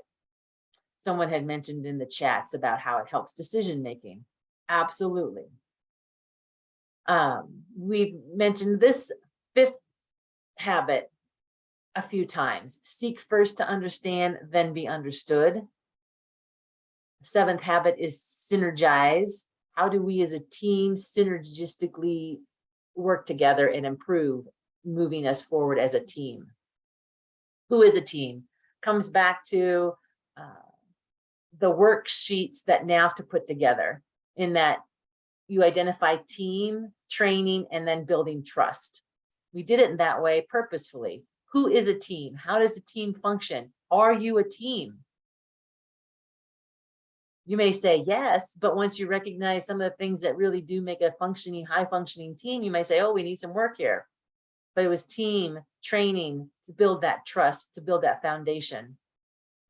And then sharpening the saw, which is what you're doing here. You're here, you're educating, you want to make yourself better. That's wonderful. Success. Let's celebrate it. So this was actually one of those poll questions. So I believe we walk into the poll. Yes, we do. So of the 7 habits listed below, which do you have a handle on? Which do you feel most accomplished in? So Lori, can you show me what that poll showed me? Yep, here they are. This is exciting. Let's see what we learn about you. All right. So apparently you can choose more because we got someone. So the majority of you felt you were proactive. That is fantastic. 33% felt that you had a pretty good handle on beginning with the end in mind, seeing what a project looked like, seeing what a purpose was, understanding fully what that meant to be there, and then working it back to be able to bring it to fruition. Putting first things first. So almost 50% of you said, yeah, I can prioritize. I prioritize well. And then this idea of thinking win-win-win, 22% of you. 44 thought you did do a good job in seeking first to understand and then be understood. 22% in synergy, and then 7% all thought about yourselves as sharpening the saw. But here you are sharpening the saw. Good for you. And celebrating the successes in that. Wonderful. A great book to read for yourself or as a team. Very good team building exercise.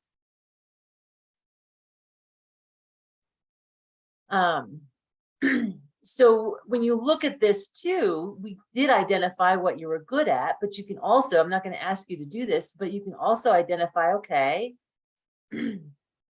which you can even from what you showed me, what do you need to work on to improve? Well, it could be working through how do we come up with win-win-win for myself individually or for our team. And then even expressing, seek first to understand and be understood. And I would even throw in there, looking at our biases. What biases do we hold as an individual and what biases do we hold as a team? And helping to broaden our, testing our assumptions in those biases. So building accountability as a leader. If you want other people to be held to a high level of accountability, then you in a leadership role, especially if you're in a leadership role here on this program, need to be and be seen as accountable. You told me before as a trait that accountability is a good trait. It was in Maxwell's top qualities of a leader. And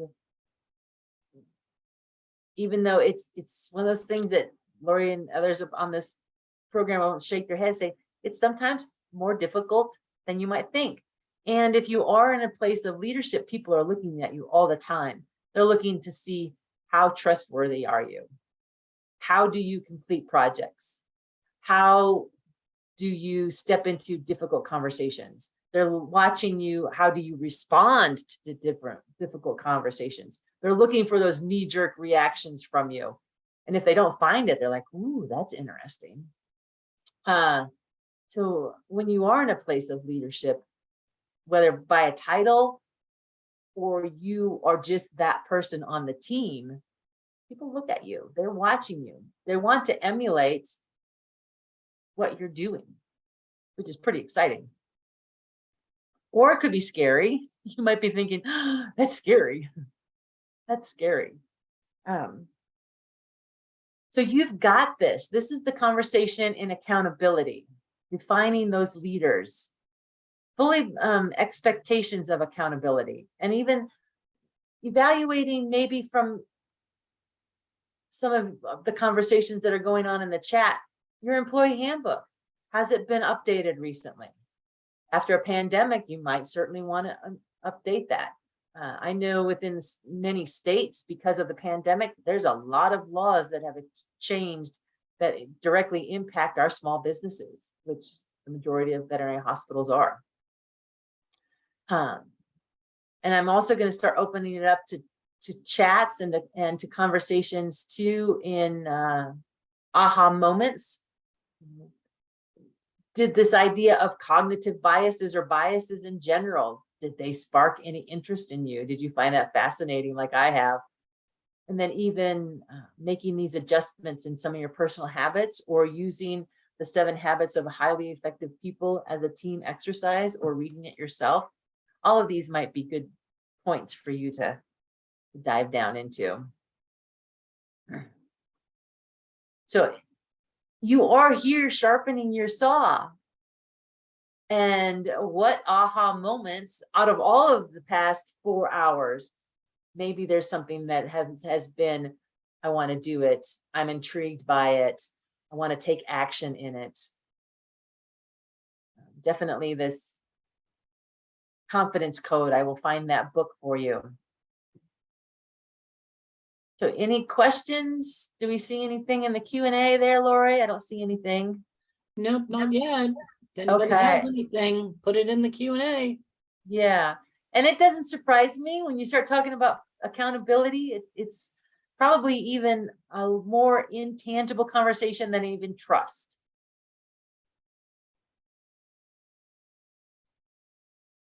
I'm spanning through the chat to see if there's anything else that I can highlight. Oh, I saw bravery as a leadership trait. Absolutely. I saw walks the walk and talks the talk for a leader. Good stuff there. All right, I'm going to keep moseying through here. So we might be a little ahead of time. Lori, we might look at maybe even just giving a short break and keep moving into the next one. I'm fine with that if everyone else is. So we've talked about absence of trust, fear of conflict, fear of commitment, avoidance of accountability. So the next one is inattention to results. And we're going to talk about how do we, on a team, move health and well-being into an actionable space and measure it and move it.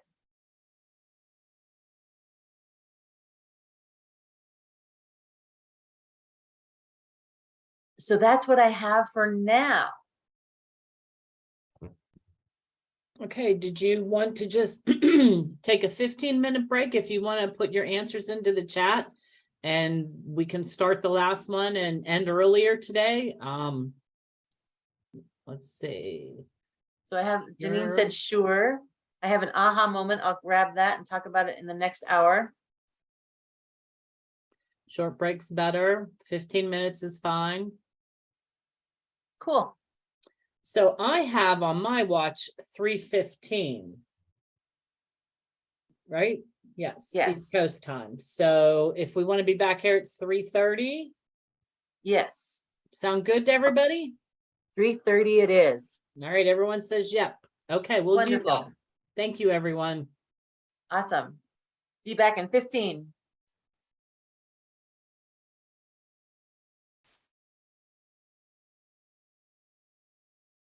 So here we are at the 5th hour of 5 functions of a team. And I am pulling up my slide deck. I got involved in the conversations on the backside, which has been wonderful. I thanked everybody for all of your input, your questions, your ideas. some of you have even listed what it is that you are putting on your to-do list. So let me put back to aha moments. Someone said that making meetings productive is an aha moment and an action item. I think that's fabulous. Again, we have resources and how to do that. And then making our mission something that everyone knows and still working on. Oh, and then it says still working on the third. So yes, I love that of our team members who knows our mission. And if it's not understood or easily articulated, then it's time to do it together and make that a part of the team efforts. I love that. Way to go. Okay, I'm going to share my screen and then pull up the slide deck from beginning. So these are the measuring for improvements, and these are the positive pieces of measuring. A team that focuses on collective results retains achievement-oriented employees, which a lot of you probably are, enjoys success and suffers failure acutely. So it helps with that clarity and avoids distractions. So what I'd like to focus on moving into this 5th hour is creating that specifically health and well-being and measuring it for you and your team. Thank you once again to NAVTA for offering this space and the time for these crucial conversations and this information in building healthy environments, and us advocating for it and also helping our managers and owners understand the importance of it. So here we are, 5 of 5. Oops. Measuring for improvements and attention to results. So this is the final hour. You guys have been such good sports and hanging in there. Thank you very much for participating at the level that you have. So we can do better. But first, you have to know what it is we need to improve upon. So I was working with my veterinary teams living well, and we were doing surveys within our teams that we work with. And this was probably close to 250, 300 teams. So the respondents told us, 32 of them said that they know that no one else will take care of them. And 25% don't have the time to take care of themselves because they're too busy helping others, which is perfectly normal and to be expected. We're caregivers for veterinary team members, specifically even veterinary technicians. We have a big heart and we want to care. We care for others often before we even take care of ourselves, which is not sustainable at all. So the other statistic, 34% eat unhealthy foods more than they'd like, while 23% of them said that they ate okay. So it gives us huge amounts of room for improvement. 66% feel they drink an adequate amount of water, which is yes. However, I understand I was just diagnosed with high blood pressure. And I thought, oh gosh, yes, I'm drinking my required amounts of water. Well, for me, especially with high blood pressure, now on medications, I'm supposed to be drinking upwards of 80 ounces of water in a day. I had to quantify it. So now I have 40-ounce glasses, and I make sure I drink both of them. That's a lot of water. So knowing that, what do we think we're doing and are we doing it adequately enough? And then really quantifying how much water do we individually need to be drinking. Then another question was, exercise percentages were all over the chart, from working out regularly to working out inconsistently or even not at all. So with these statistics and these numbers, we can say, yeah, we have room for improvement. But when we want to say we're going to measure it, you have to start somewhere. So these might be places for you to start. What does these questions look like for you and your team? Back to that visual, back to offering surveys for your team. And a large majority, 46%, felt they got okay sleep, but it's not always great. Not always great. So the beauty of this is well-being is measurable. We've shown that trust is measurable, accountability is measurable, and well-being is measurable. Now, can it be a key performance indicator? You bet it can be. So key performance indicators, I'm going to put on my practice manager hat, contain and usually are around cost of goods, inventory, the number of clients you're seeing, the number of clients you're retaining, your average transaction. Those are typical key performance indicators within a veterinary hospital. And I've managed those before when I've managed hospitals and managed different teams. What I'm suggesting is that we look at, as a veterinary community, a key performance indicator in health and well-being of our teams. This isn't so far-fetched. There is an article, imagine that. I think you guys are seeing a trend in this, right? Called How Best to Measure Team Well-Being. And this is exactly where today's conversation comes from. So you could read this together as a team, talks about the benefits, how to do it, obstacles, roadmaps, and how to implement it, most importantly. So you're seeing too that all things need action, and action is specific, measurable, actionable, who's accountable to it, making sure that it's realistic and relevant to your organization, that it's timely. I can rattle off a SMART goal that fast. I can populate a SMART goal that fast. When you have goals like that, they're that tangible, they're that articulated and that clear, they get to be, they're brought to fruition more frequently because there's a plan to it. It's just not, we're going to get it done. Well, maybe, who's accountable? Don't know. When is it going to be finished? No idea. But through these team meetings, productive conversations, you too can see how achieving these goals, SMART goals specifically, can be done. So we'll ask again, and I'm confident we'll have plenty of time to share more aha moments. And for those that have been giving me some of your aha moments and your actionable items, thank you. Here we are at the top of the pyramid with these. If the dysfunction is inattention to results, the function then is measuring results and bringing those goals to fruition. So our agenda for this hour includes, what is veterinary team well-being? How do we measure it? How is well-being tangible? And then even achieving these goals. So there are a number of trends impacting your team. And this is another future goal or a poll coming up, Lori. But the article is here somewhere. Oh, bummer. Through all of the expansion of articles, I've lost this one, but this is a picture of it. And it says, let's look at the trends.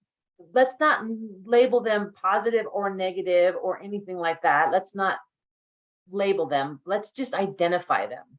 So some of the trends have been pretty clear. So for the poll, Lori, of these trends, which have been the greatest challenge for you in the past year? No, there's 3 questions. So if you guys want to answer all 3 of them, and then I'll put up, as Rebecca needs them, the results. So yeah, and you have time, you can think about these because that's a long list. Which trends has been affecting you the most in the past year? Anxious clients, increased caseload, the introduction and improvement and elevation of telehealth and telemedicine. Has that been a part of your experience? The competition of suffering. Oh, I guess that was taken off of there. The lack of appropriate staffing. Ooh, biggie for everybody. Now, not just in our industry, but far beyond. And then the other question, what would you choose to track within your practice? And then which one function will you focus on to create a actionable goal? That's a lot to digest and a lot to consider. But we kind of been priming you for the last 4 hours what this looks like for you.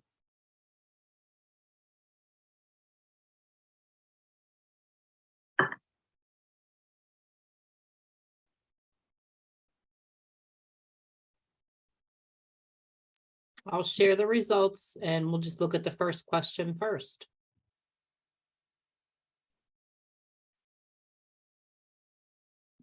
Wonderful. Oh, good deal.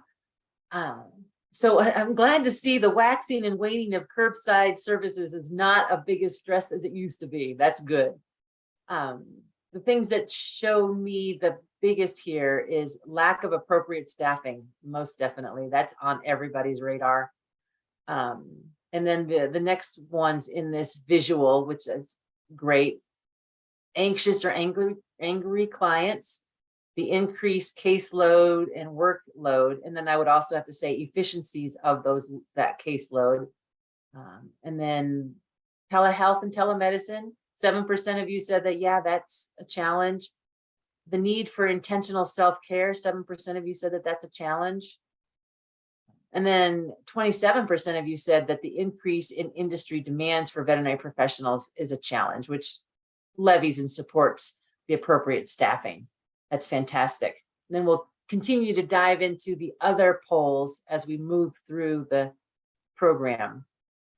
I do want to make a comment in the questions. Someone else had a similar challenge with expectations and accountability. And it's true. When you have clear expectations, clear accountability, and you have to have that one-on-one, you've done the coaching, and that person just is not a fit for your practice any longer. And so you have to let them go. And as a leader, as a boss, as someone who's been managing practices, we usually hold on to people too long, generally.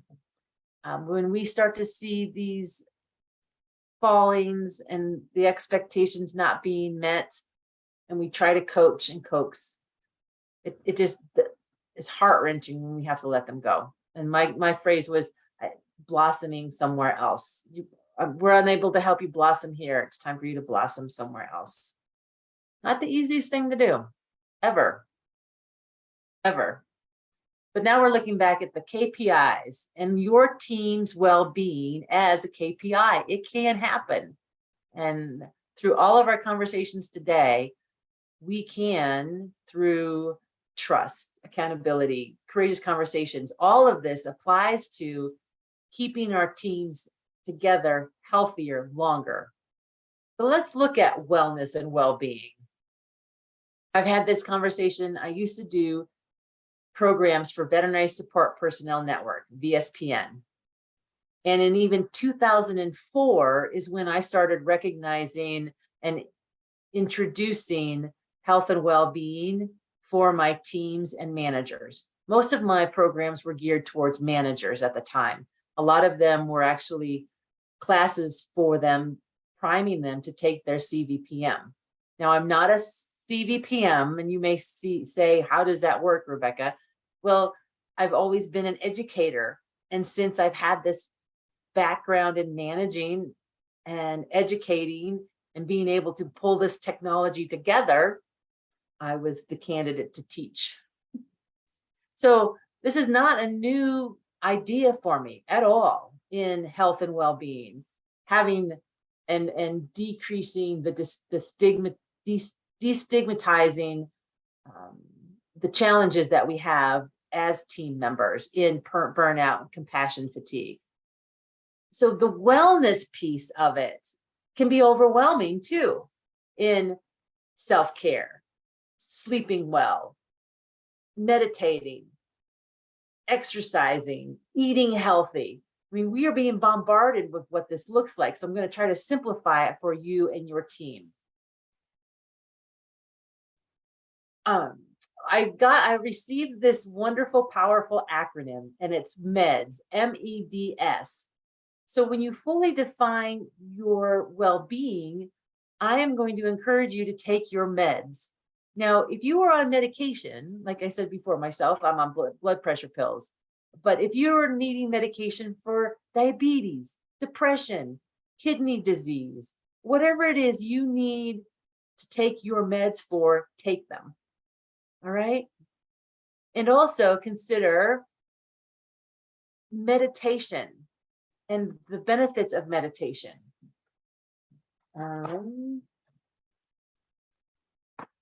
Here. Mindful breathing, 10 minutes a day can lead to better health. When I was learning about and implementing meditation as a daily practice, I mentioned before that Rhonda and Melissa join most days in a meditation group in the morning. This is something that can help decrease your cortisol levels in your body in order for us to be healthier. They take us out of our fight or flight, which veterinary team members are in all the time, and take us into our parasympathetic state of more peace and calm. I know that sounds a lot to digest, but the benefits are amazing in meditation. And then exercising. Exercising can look different. Intentional movement is important. Just getting out on your lunch break and taking a walk. And you might be saying, I don't even get a lunch break. Oh boy, let's start there. Let's make sure you're getting lunches as a priority in health and well-being. And then that we're eating properly. Remember the previous survey said that we eat okay. Most often we eat unhealthy. Well, what we put in our mouth is something that we can definitely control. And then drinking the amount of water that's adequate for ourselves. And the last is sleep. Creating that routine that allows for us to have a peaceful, restful sleep. And whatever the hours it is for you, maybe you need 6 hours, 7 hours, 8 hours, whatever it is for you to get that sleep is important. But it's take your meds. It's a simple acronym: meditation, exercise, diet to include water, and sleep. Those are the basics of self-care. But let's consider too wellness and well-being in what comes first, the chicken or the egg. The AVMA has this on their website along with a lot of other information. And I have been on the NAFTA Wellbeing Task Force. We have had a tab in the past for health and well-being. And I'm not sure that it's still there. If it is, I will find it and download it to you. But we've offered in the past things specific to veterinary technicians in health and well-being. But this is a holistic approach to well-being. It includes all of these things: emotional, physical, financial, intellectual, occupational, environmental, social, spiritual. All of that is a holistic approach to well-being. And self-care is an overarching embracing of this well-being. So I do want in the chat for you to share with me, what does self-care look like for you and your team? You may have had this conversation recently with your team, and is it truly something that your team embraces, or does it need to be placed on your top 3 priorities? So the health and well-being, self-care, what does it look like? So in the chat, tell me, how do you self-care? How do you do self-care? Or how does your team approach self-care? Let me know what that looks like. Oh, and we've got some chat coming, and we also have some more Q&A going too.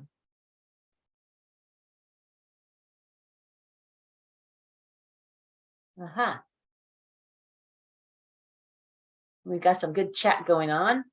My self-care is my horses. Oh, I can just breathe in the horses, and it just places me in a wonderful place of self-care. Janine writes about how reminding people to take their break and to eat and sit down. Absolutely. When I'm working with teams, it's one of the first things that we can look to and create better habits and stronger habits. And one, a lot of times they're governed by law, state law, that you need to take your break, but also prioritizing and say, sit down, take a break, go for a walk, eat nutritionally, take your break. Some of you meditate, fantastic. And just sometimes just joking around with your team. Some of you take a time for snacks. At home, going for walks, being with friends, and thrifting. I love to thrift. Matter of fact, this afternoon, I'm probably going to go thrifting. Some of you get out your 1 hour lunch. That is great. And I have to remind people too that breaks sometimes are dictated by the law of the state. And oftentimes there are lunch laws too. Wine, not W-H-I-N-E, wine, but taking a glass of wine. I'm right there with you. And some people are in organizations in which self-care isn't even considered at all. You've done a great job over here identifying some of the things that you can do for yourself in self-care.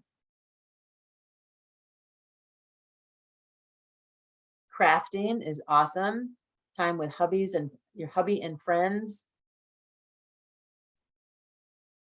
One more here, 2 messages. Reading, video games, hiking, kayaking, knitting. That's a great long list. So something that we can even talk with our team, which I'm going to expand upon in just a moment. And letting them see that we all do a little different, kind of like personal preferences, that we all have personal preferences, but there's a lot of things that align too. And it's in those things that we align as self-care that we can make as a movable, tangible item for us as a team in the future.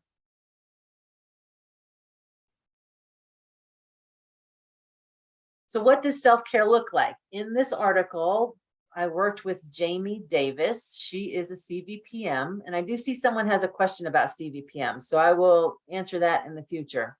But Jamie Davis is a CVPM, and her and I were working on other things within the veterinary community. She actually took a Dimensions in Veterinary Management course with me, and her and I had a lot of one-on-one time. It was during that course that we started looking at self-care and well-being for her team. And we created this pretty much case study on how do we help a team identify this, make it a key performance indicator, and what are the benefits of it? And she was like, all over it. Thus, we have this case study. So for her, with her team, and they already had regularly scheduled team meetings, they were already pretty productive. She was always priding herself on having good engagement. So when she asked her team, how do you do self-care? This is what they came up with. Enjoying sunshine, being tidy, reading, similar to the things you shared with me just a minute ago. Getting plenty of sleep. I love the idea of self-talk. Wonderful.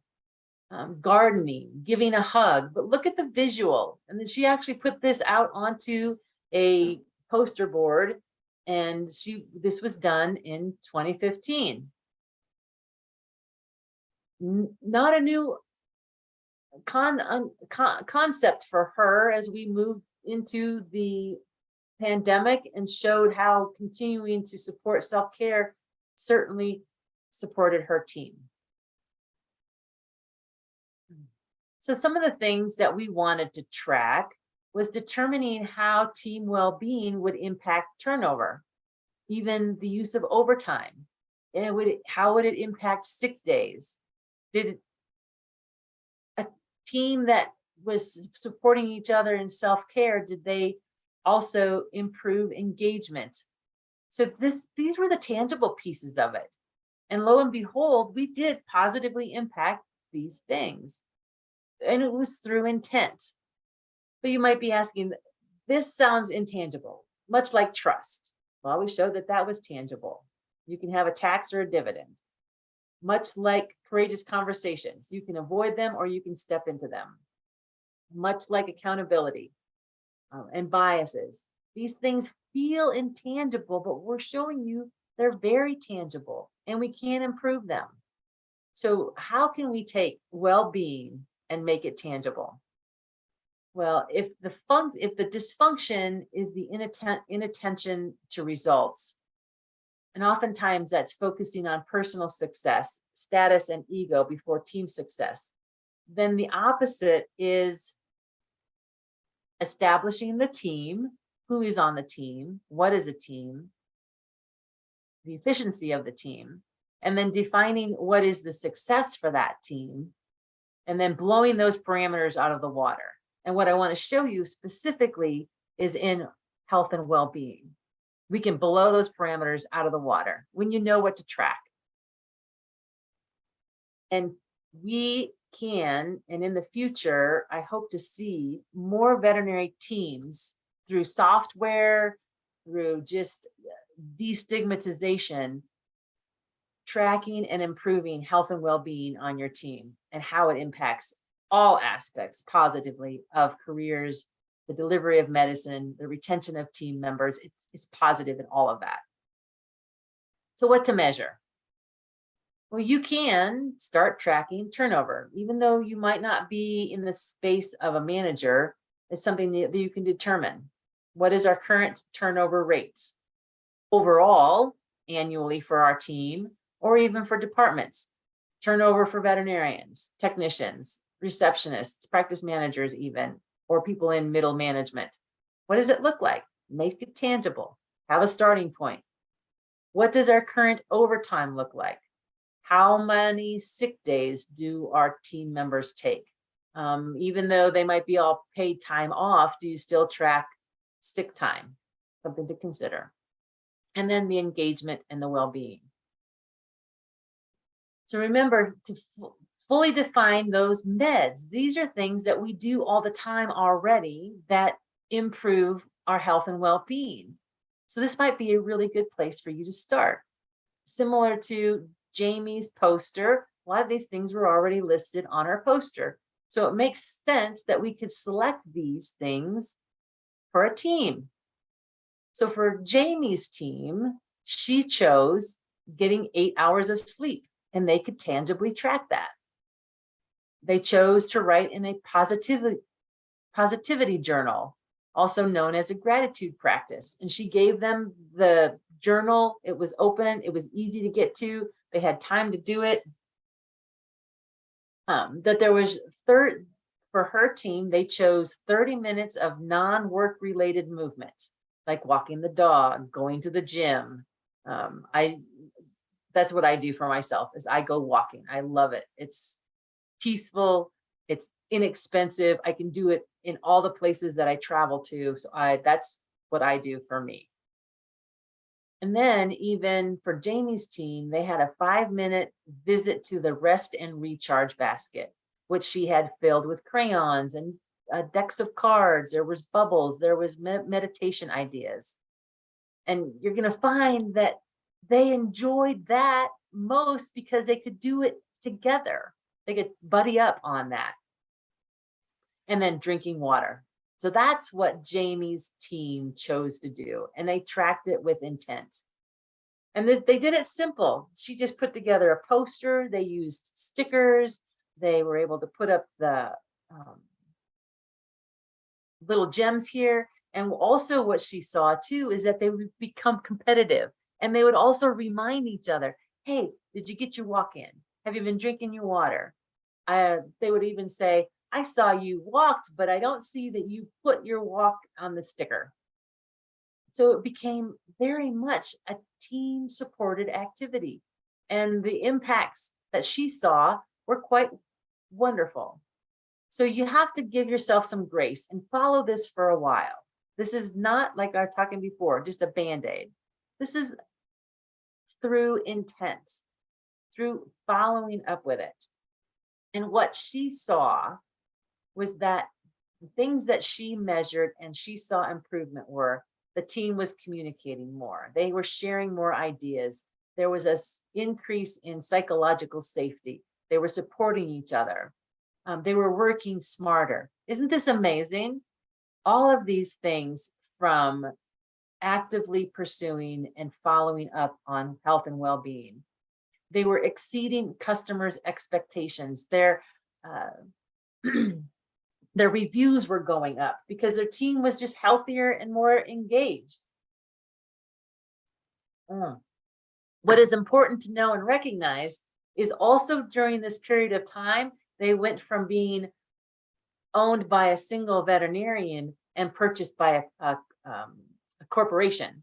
So you would think that this would be detrimental. Well, because they were building resilience, they were able to withstand what that looked like and have a higher retention. It was a great case study, is what I'm trying to say. So be patient, because these cultural shifts take time. These traditions, that's how I see cultural shifts, in traditions, the application of new traditions. And I use these same techniques with my team as well. We're always checking in, saying, how are we doing? When we gather, we work all over the United States. We go for walks. We include our health and well-being. I do post on our Lap of Love closed Facebook pages my meditations, so that when I'm meditating on my walks and during my days, I share that with everybody else, and everybody else has access to them. There could be moments in time when you choose as a team to do your own sit down and debriefs. Those are levying health and well-being. I hope you're seeing that there's tangible ways of us to do this, create this healthy work environment. So I'm going to come back to that, how best to measure health and well-being, as an article you can read. You can see and track all of the things that Jamie was able to track in her case study. So in the poll, Lori, the one that we had earlier, can you put that back up, and let's see, what would you choose to track for your team? So the survey shows, again, very visual, that you would choose to have team debriefs. That's fantastic. Team debriefs are even mentioned in the how to spur purpose is in team debriefs, and what those look like. Another visual here is that 40% of you would include meditation and mindfulness breaks. Awesome. Quality sleep, that you can track that. You can track the turnover, the absences, the client experience, and then even the water intake. Intentional movement is at the least with a 7%. Great. You could see, what would this look like for your team? What 3 or 4 things would you choose to track for your team? Awesome. Thank you. So remember, self-care is not selfish. It is essential. It's essential for every single person on your team. And what Jamie discovered too is that when you started having this conversation and you started supporting each other in it, it was just snowballed. That when people were taking their breaks, what was interesting too, and I think I might show this, is that more people were taking breaks and vacations on their paid time off instead of taking sick time, which was a big shift and a big win for her and her teams. So remember how I told you there would be this, yeah, but my team can't trust each other. Yeah, but I could never implement this. Yeah, but the obstacles are too much. Well, if you are in that place of, yeah, but I also see these as excuses. And if you and your team came together and said, how can we, with intent, show to improve retention, how we appreciate each other, places and time for just showing thanks and gratitude for who we are and what we do on our team. It does foster that change. It does foster that cultural shift.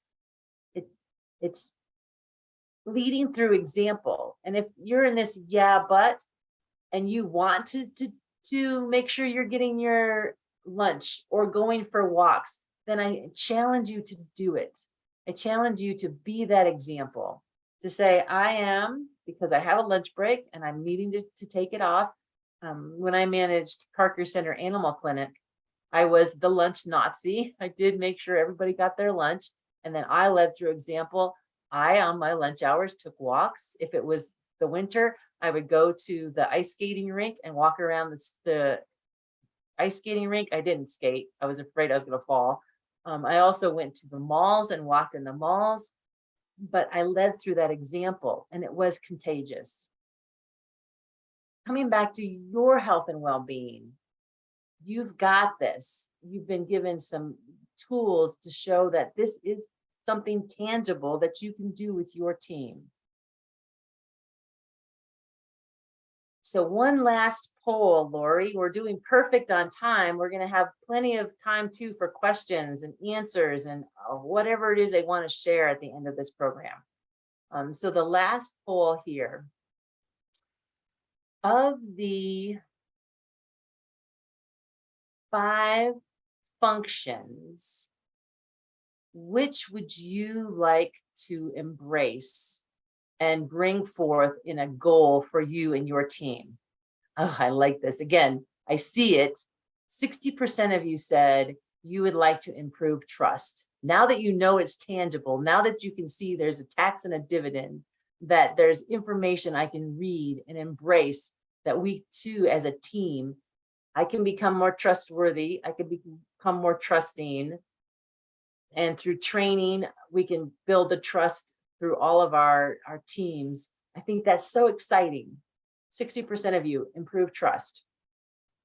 33% of you said stepping into courageous conversations, personally and professionally. Yes. Moving that into a goal. 20%. Defining those commitments, defining values, vision, and mission. Fantastic. 33% increasing accountability for you and your team.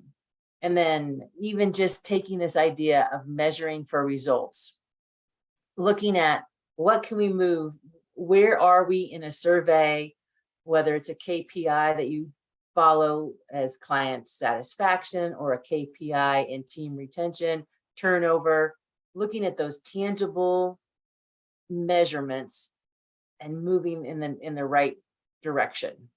That's fantastic. All right. So we're nearing the end of our program. We have time to talk about obstacles, the yeah buts. I know someone is asking about CVPM reading. So I'll touch on that. I think there's other Q&As. So let's open this up a little bit. Lori, in the chat, we have some conversations in self-care. It can be very personal concept, yes. How do you approach the topic of self-care with those who prefer not to participate in this type of team exercise or share their personal preferences?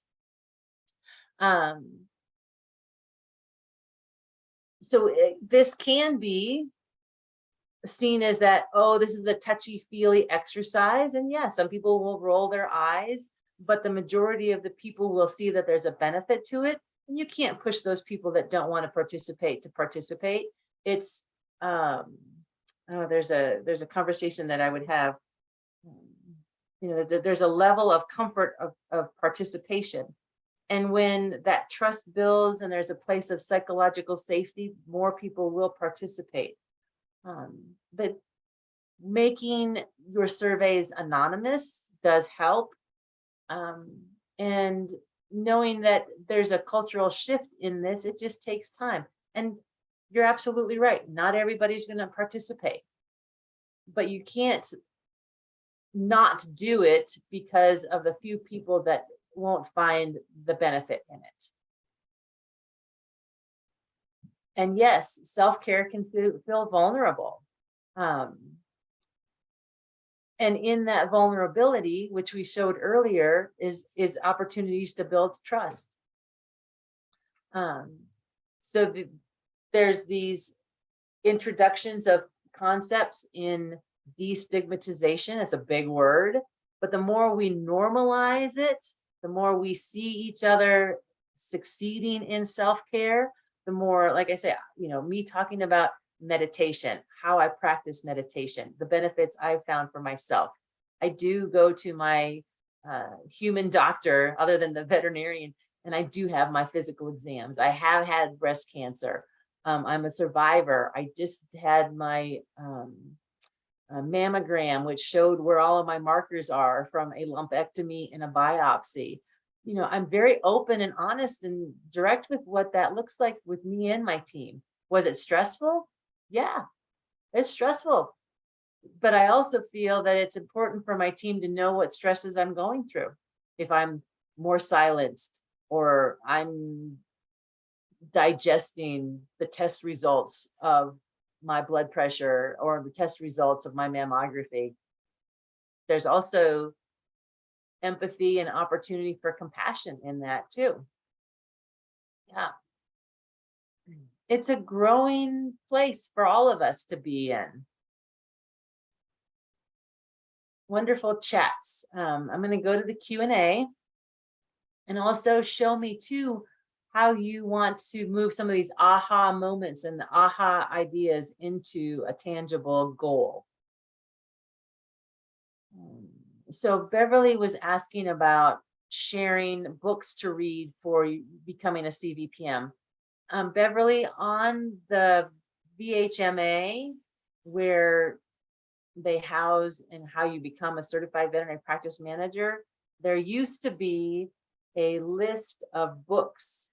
Aha, there you go. VHMA, perfect. Sylvia put them in there. The documents and resources to read.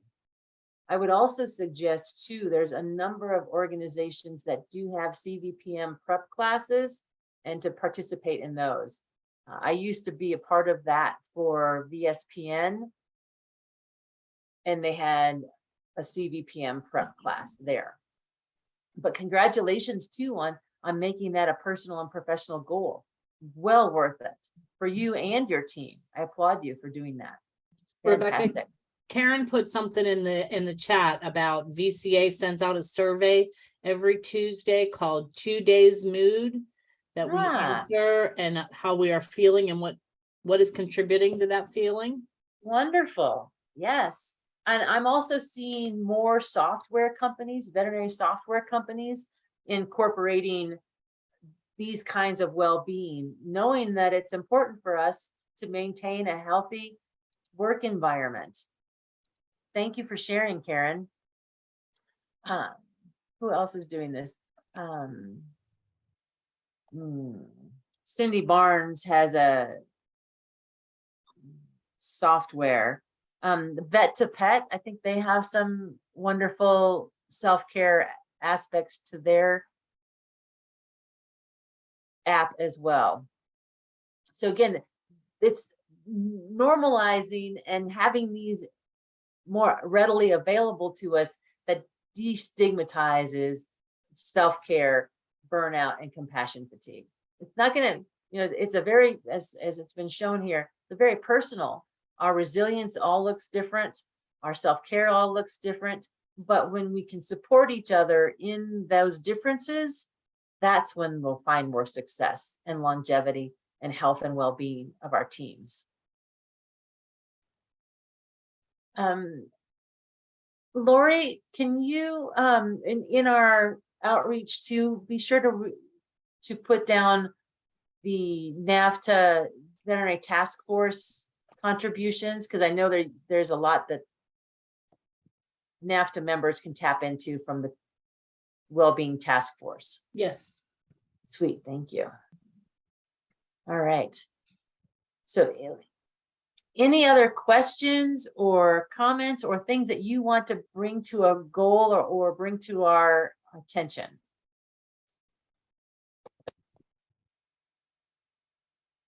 All right. Well, guys, I know it's been a long haul. It's been 5 hours. You've been so patient and so participative. Thank you. I do appreciate every last comment, every last question and concern. And know that you can also reach out to me at RebeccaRoseCVT@gmail.com, and we'll send that out to you as well. But you've done it. You've talked about all of these dysfunctions and all the functions that we can improve. I applaud you for being here, and I applaud you for taking this information and moving it forward and moving it into action. You're getting lots of thank yous and great information, and that you are a wonderful, amazing resource for vet teams. So kudos to you, Rebecca. Thank you. And thank you, Lori. Thank you for your team. Everybody, thank you. Appreciate it. It's what I love to do, if you can't tell. Yeah. Well, All if right, well- nobody has any more questions, I would like to thank everybody for spending their second Saturday with us here. We hope we gave you a lot of good information and things to help you through your daily life at the workplace. I know from the last 2 Saturdays, I learned a lot just to do also in my work and in my personal life. So Yeah. it crosses that bridge. As it should. It's that blend. Like I said, you can't, I don't see it as a balance. That seems to me is an opposing piece. But when we blend it together so that we know that we can have both and they can be compatible to having this healthy career, that's when we'll stay in it longer. You're right. Yeah. Well, I'm glad we could give everybody some time back on their Saturday. Go out and take a walk. Rebecca's going to take a walk. I'm going to take a walk. And I think everybody should go take a walk. And I thank everybody. And let's see. Yep. Just thank you. Look for an email with all of the follow-up. Bye-bye. Bye.